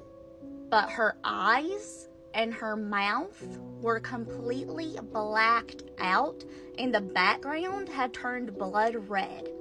And it was just freaky. And we're like, oh, go to the next episode because maybe this glitched. So we go to the next episode. And in the opening credits, every single person had blacked out eyes, blacked out mouth, and the screen, the background was red. Like changing from scenes. Every blacked out eyes, blacked out mouth. It looked evil. It was gross. So he's like, change it.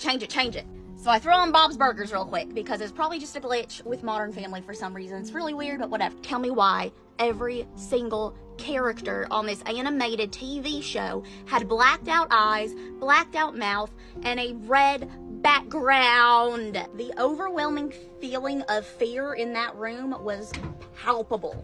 So we turned the TV off. And I said, that is enough. You cannot do this anymore. You cannot control us anymore. You can't hold us in fear anymore. We don't believe in you anymore. And it's gone. The energy cleared. It was like nothing happened. It was really like this one last scare tactic from that egregore to just like get its teeth back into us and be like, no, you have to be afraid. You need me. Or something. I don't know. It was weird. I can't explain it. I would love to hear your paranormal stories as they relate to technology, though. I want to hear those because those freak me out. Love you, bye. Tell me a ghost story that sounds completely unbelievable but is entirely true. So as a kid, I was probably about 9, 10 years old. I grew up with my aunt. My aunt was very heavy into church, very religious, hung out with the church crew. You know how I go Tuesday, Wednesday, Saturday, Sunday, you at church all the time. So one day, this was my first time ever going to a cemetery. So one day we packed up, we were going out to view somebody's grave. I don't know who it was. So the adults, they kind of walked ahead of me, and I'm the only kid that was there by myself. So I'm walking over and I'm looking at all these different gravestones, and then suddenly something like takes over my body, and I'm dizzy. I'm looking around. I don't know where I'm at, legitly, like, don't know. I'm in a state of confusion. And then suddenly I jolt back to myself. So I hurry up and I run to my aunt, and I'm like, something happened, but I didn't tell her because as a kid, I didn't know what was going on. So I made it home, and me and my aunt, we were there. My sister happened to spend the night, which I was grateful for, but they were all asleep. I was the only one awake, waiting on my aunt to come home from work. So as I'm laying down, I look over in the corner through the kitchen, and this was shotgun houses. I live in Louisiana, so we live in a shotgun house, which is the living room, bedroom, kitchen, bathroom. That's it. There's nothing else to it. I look over, I'm watching TV. It was Jerry Springer, by the way, and I'm laughing. And I look over and I see a shadow walking through the bedroom. And I jumped up. So when I looked around, it disappeared. So as I got up, my aunt was pulling up from work, and I was kind of puzzled. So I go look in the kitchen. I'm looking around like, did somebody break in? Like, I'm a kid. I don't know what the hell going on, you know? So I didn't worry about it. So for a couple days, kind of pondered. I kind of felt like I was being watched at the house. I can't explain it. So me and my aunt, we went to bed. And as I'm sleeping, something is holding me down. I can't move. You know how they tell you have sleep paralysis? But for me, this was different. It was like somebody was moving me. I can hear. I can't see. I'm just freaking out because I can't move, you know, can't scream for help. And in my mind as a kid, I didn't know, but I just prayed and I woke up. We stayed there for a little while. We learned that in the house, it was a little bit of a haunted house. They had a funeral for whoever this lady was inside the house, you know, and the chairs would rock by themselves and stuff. But that wasn't a part of my story. What was interesting for me was this was a small child. I remember because I was a kid. So I don't know. I never really got past it. I asked the new people that moved in there, did they have anything suspicious happen? They told me no. But y'all, I never got over it, ever, and never forgot. Now, let me disclaim something else that I didn't say about the shadow. You know how you're walking and you look over on the wall and you actually can see your physical shadow? It was like a shadow, not like, oh, maybe misty, maybe I may see something, maybe not. This was well formed, dark, like, you know how you walk in and you look at the door and the lights are on and you can see your shadow in pure form. Like, that's how it looked. It looked like somebody was getting ready to walk through. I could see their shadow before they made it through. That's the best way I could explain it. I had to think about that. I was telling the story and I didn't want to go back and retell the story. Tell me a ghost story that sounds completely unbelievable but is entirely true. I'll go first. All right, picture this. 2019, 2020, I think. One of those times. I'm in the living room of my grandma's house. My mom is there. My younger brother is there. I think my grandma is somewhere else. I think she might be asleep already or something. And we're watching TV. And I go up, and there is the den. There's the living room where the piano and, you know, everything else is. We usually are in the den. And then you have to go through the living room to get to the kitchen. Just so that makes sense. So picture this. I get up. I go through the living room. I go through the dining room, which is not the same as the breakfast room. And I go through the breakfast room to the kitchen. I get my little snack. I come back through, and I'm in the breakfast room that connects through the kitchen. And I look. And I see this, like, little, for some reason, like, something possessed me to, like, look ahead. I usually just, like, walk. Something told me to, like, just, like, look straight ahead. Ghosts don't scare me. Things like these don't scare me. I will stay up at 3 in the morning looking at the scariest little ghost things. I love it. I see like this little tiny girl.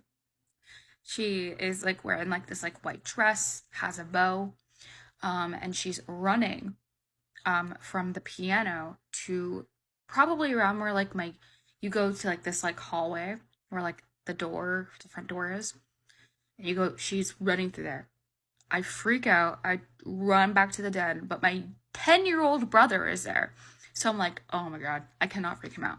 So I'm sitting there with my mom and everything, and I'm trying to stay calm. And she was like, my brother, he went to the bathroom or something. And she goes over to me and she's like, hey, did you see, did you run from the living room to to grandma's room? And I was like, nope. I just turned to her and I go, no girl. So yeah, little Miss Girl, I called her Opilia. Little Opilia, made herself very comfortable. Opilia, liked to do that often. I used to get really bad sleep paralysis. Living at my grandma's was a very stressful time. I was going through some stuff, and living at my grandma's was not always the easiest. So I would get really, really bad sleep paralysis. It wasn't like the most healthy environment, and that definitely didn't add on to my own personal issues. So I remember one of the first nights I started getting really bad sleep paralysis. I think it was like maybe the beginning of 2020, and I'm sleeping, and they tell you to not sleep on your back, so I'm sleeping on my stomach, which I do anyway, and I'm sleeping on my stomach, and I just like feel it start. I know when it's gonna happen because I can feel it. I can feel it already, and I'm like trying to like take myself out of it. I'm like, oh my God. But when I get sleep paralysis, I don't see things, I don't feel things, whatever. I'm like, okay, just close your eyes, just do what they tell you to do, kick your feet, try to like wiggle your toes and move your body and get yourself out of it so you can go back to sleep. I look in the corner. I see little Miss Opilia just chilling there. She walks, and next thing I know, I close my eyes, she's standing on top of me. I'm not even kidding, y'all. I'm not even kidding. Miss Opilia is fucking standing on top of me. And I'm like, oh my God, oh my God, oh my God. And I'm like on my stomach. And I don't know how I could see her like standing on top of me. I'm like on my stomach. I'm like, bitch, get off. Get the fuck out of the bathroom right now. Get off of me. And she's like, I'm not even kidding. She's laughing at me. She's not whispering like bad things. She's like, like giggling at me. Like, oh my God, make it stop, make it stop, make it stop. And then I, do everything I can. I just close my eyes. I'm like, I don't pray very often, but I was like praying. I was like, oh my God, this is bad. At this point, I was like, I'm getting possessed. I wasn't. She wasn't doing anything harmful. I didn't wake up with like any like scratches. I just woke up like I had like a panic attack, I think, after that. And then long story short, I didn't sleep in that room for weeks. And I was on the couch in the living room. But it didn't stop. So we had to like sage the house. I had to secretly sage the house because my grandma's like very religious. So I had to like sage the house and like do like a protection thing, and it worked. I never had that happen to me again. But Miss Opilia I still saw that little bitch in the hallway multiple times. From time to time, I would see the little bitch, and I'd be like, Opilia, please mind your P's and Q's and go the fuck away from me. So I look up my grandma's house, and I look up haunted. Well, I didn't look up haunted. I think I looked up like death or something. And yeah, someone died there, and it was a girl. The girl was unnamed, but she was apparently like 7 to 8 in the 1930s. I'm chilling now. I'm good. I rarely get sleep paralysis. I usually get it when I'm like, sleep paralysis is not like it's like not like a demonic thing, guys. It really is just like your body is just like it's like the in between, I think is what they call it. But I'm good. I've reduced stress prior to, so we're fine. But, like, when I catch that Opilia bitch, like, go play on the playground. Go haunt the kids in the playground. I don't give a fuck. Tell me a ghost story that sounds completely Okay, so this is my experience. This took place a long, long time ago. I was small, and my parents had the basement of the house that I grew up in done with, like, all of our toys, and we would go downstairs and we would play and, whatever. So one day in particular, I was downstairs playing by myself, and my dad had, like, a cash register down there that, like, me and my sister would play with. And in the basements how they have, like, those rectangle windows, like, up at the top. So I was playing here, and the window was, like, up here, and I'm, like, playing, and I heard a knock at the window. So I'm, like, playing, and then it's like, and I look up, and I see this little boy sitting in the window, and he's smiling and he's waving, and he's, like, completely blue, like, just, like, completely blue, and he's smiling and he's waving, and I'm like, so I literally dropped everything that I had and I ran upstairs. I'm screaming. I'm Mom, Dad, like, there's a little boy in the backyard, like, and I'm going. So my mom ran out to the backyard. Nobody's there. She's like, Allie, there's nobody there. And, like, honestly, like, I think she thinks that I was seeing things. And I was like, there's a boy in the backyard. Like, I'm explaining. I'm like, he's blue. Like, and my mom was like, no, there's not. So that's what happened there. Like, like, to this day, I can still see him. He's, like, in my mind. Like, it's crazy. If I was to, like, pass him on the street, I'd be like, I know you. Like, it. So from that day, I never seen him again. That was it, right?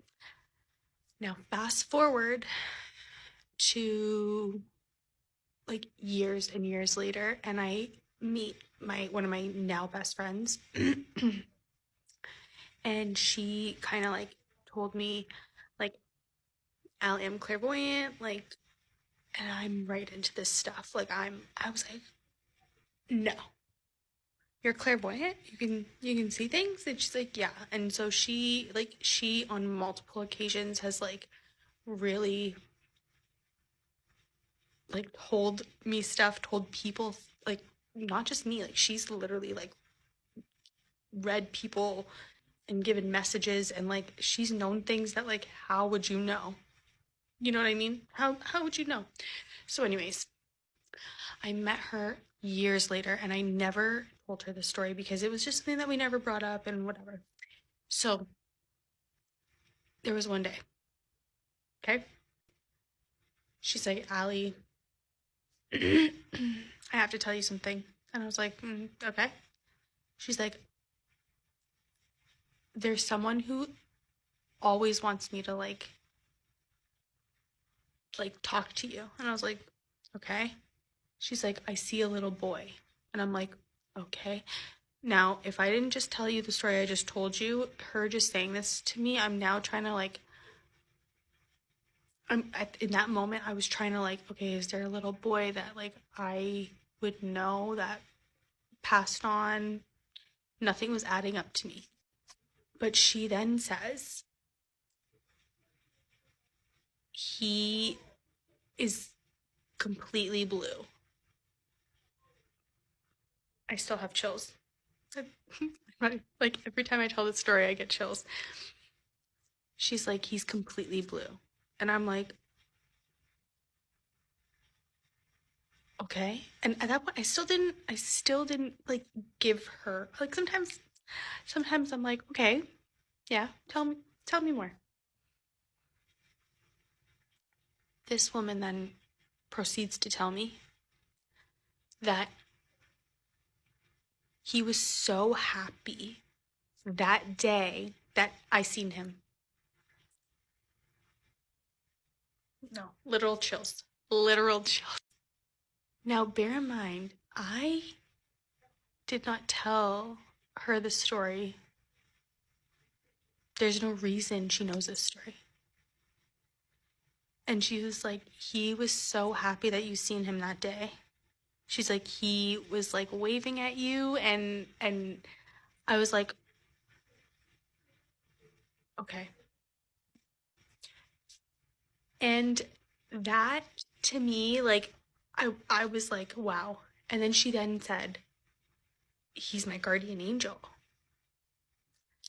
And I was like, what? Like, it was just like mind-blowing. It was mind-blowing. And so anyways, I, to this day, still get chills when I tell that story, and I tell that story all the time because I think it's the coolest thing ever. And up until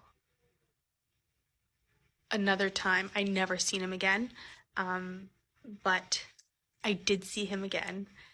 And I'll save that for another story, maybe, if you guys are into that. But yeah, it still to this day really just gets me, because I vividly remember seeing him in the window as a little girl, and then finding out like that he was so happy that I seen him, and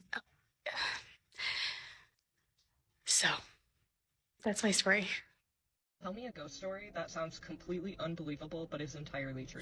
Okay, I'm so excited to make this video because my whole life has consisted of being able to see spirits, ghosts, demons, whatever you want to call them. Ever since I was a little kid, I remember being able to see spirits and having all sorts of paranormal activity happening to me, so much so that my friends, it's kind of well known in the group, and it freaks them out, and it's just always been something fun to have, I suppose. So if you like this story and you want me to share more, I would love to. I didn't think there would be an audience for this. I never thought this would be something that I would ever share on the internet. But anyways, back to the video. So circa 2008, 2009. So Matt is like a young freshman, 8th grader, something of that sort. My family goes camping with my dad's side of the family. So we're all sitting around the fire. This is like late in the day, whatever. And one of my cousins, who was like a high school senior at the time, she was there. She had brought her boyfriend to the camp thing with us or whatever. So they were like, you know, being classic teenagers, they're like, we're gonna go for a walk like at the beach or whatever. And so my aunt is like, okay, well, you're gonna take Matt and my cousin Brad, who was the same age as me, they're gonna go with you, you know. And of course my cousin was like, like, why do they gotta go, whatever. So anyways, we all leave the campsite. We start heading towards the beach. So we're walking at this time, like the sun is, you know, setting, whatever, light's getting diminished. By the time we make it to the beach, the sun is pretty much gone, and it is at this point as dark as it's going to be in Michigan. My cousin and her boyfriend, they were like, okay, well, you guys have to like go walk in front of us, you know, and stay like 100 feet in front of us or something like that. So, you know, imagine you got my cousin and her boyfriend, and then me and my cousin Brad were like, wait, you know, traveling like this kind of. That was a horrible demonstration. Anyways, so we're on the beach, we're walking through the sand, and me and my cousin Brad were like, I don't know whose idea it was, but we were like, let's like race and run down the beach, as any young boys do for whatever random reason.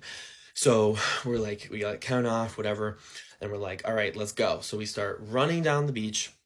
Mind you, it's still like, it's super like pitch black, like the sun is fully set, gone away at this point. So we're running down the beach, and when I was younger, I was like way faster. So I was like much faster than my cousin. So I'm like dusting him in the sand, right? So I'm like running, And I stop. I come to a full stop because I, like 15 feet away from me, let's just say 15 feet away from me, I see a man standing at the edge of the water, you know, like the edge of the sand or the whatever you would call that. He's standing close enough that the water, the tide is like lapsing over his shoes. And basically he's wearing like a full suit, kind of like it was a very unusual outfit to have on the beach. So yeah, it was like a business suit, and he had like dress shoots or boots or something of that sort.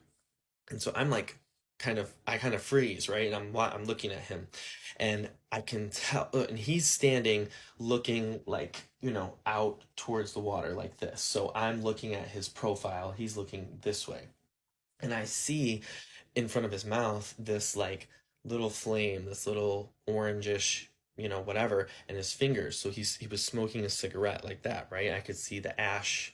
I don't know cigarette terms, but the thing at the end, right? The butt of the cigarette is lit up. So he's doing like this, and he turns to look at me like this, and when he does, his eyes are like little flames. They're like glowing, like a reddish orange fire. I can see it perfectly to this day. So instinctively, I turned back to look at my cousin Brad, who I was trailing, remember. I turned back to look at him, and I literally kid you not, this is how fast I did it. I turned to yell at Brad to ask him if he sees this. I go like this. I turn to my cousin Brad. Boom, boom. When I look back, the man is gone.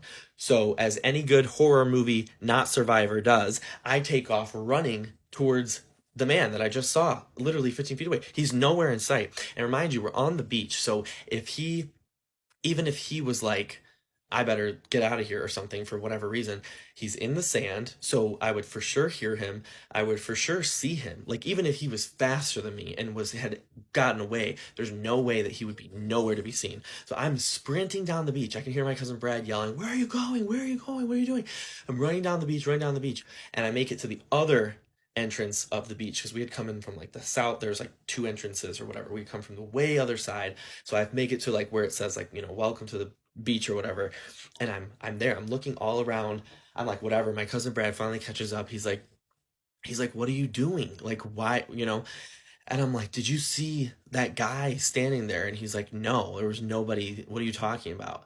And yeah, that was just like one of the things that I distinctly remember. It has stayed with me for whatever it's been, 15 years now, and I can still perfectly see that in my mind. I can still perfectly see that spirit standing there. I can perfectly see the butt of the cigarette lit. I can see his eyes perfectly, and I remember turning to look at my cousin, and it was literally just that fast. Boom, boom, and he was completely gone. He was not there anymore. It's almost like he knew I was gonna say something and point him out to my cousin, and he did not want to be seen. Yeah, and this particular spirit, the way it was, you know, dressed in that suit and like super, I mean, and granted, it was dark, so it's more the form, but I remember it was the detailing, you know what I'm saying? It's hard to explain. So you could say it was more like a black figure, but I knew it was a man, and I knew that he was wearing this like suit of some kind, right? And this particular spirit has manifested more than once in my life, but this is the one time that I really distinctly remember seeing it. It was so bizarre, and I wanted to share a story on this stitch that I feel like most people have been sharing spirit sightings inside. This was one of the first times that I distinctly remember encountering a spirit outside, and I have so many more. So like I said, if you want me to share some more stories that are paranormal, that might give you the goosies late at night while you're scrolling on TikTok, I absolutely love this stuff, and I would love to share. I don't know why God gave me the ability to be able to see spirits, but it's been my whole life. I'm 29. And so yeah, I would love to share more stories. If you don't want to miss my content, make sure to like this video, comment, and follow me, you know, because I would love to share more of these stories. They're not all necessarily as detailed and as exciting, but I definitely have more that come to mind, and I would be like super happy to talk about it with other people who like ghost stories and spirit stories. It's pretty interesting. Thanks for watching. Tell me a ghost story that sounds completely unbelievable but is entirely true. Okay, so this isn't my story, it's actually my mother's story. to start off, we're going to have to go way back to before I was born. So I am supposed to have an older sister. Unfortunately, she was a preemie, and we lost her very early on. And my mother had me about a year to 2 years later. The night my mom brought me home from the hospital, I don't remember if she said she was laying in bed with me or she was standing over my crib, but she said she was looking down at me, and she said, "Haley, if you're here, please give me a sign." And she said in that exact moment, I woke up and I looked at her. I woke up out of a dead, sound, peaceful sleep and stared directly at my mother. Flash forward a couple years, I'm about 2 going on 3. I'm just learning how to talk. And my first imaginary friend was named Haley. And I'm sure as you guys have caught on, that is my older sister's name, or was supposed to be her name. As a kid, I thought that was a really cool coincidence and story. As an adult, I realized how morbid that was for my mother to go through. But yeah, and there might be nothing supernatural about it. It could all be coincidence, but it's a pretty weird coincidence.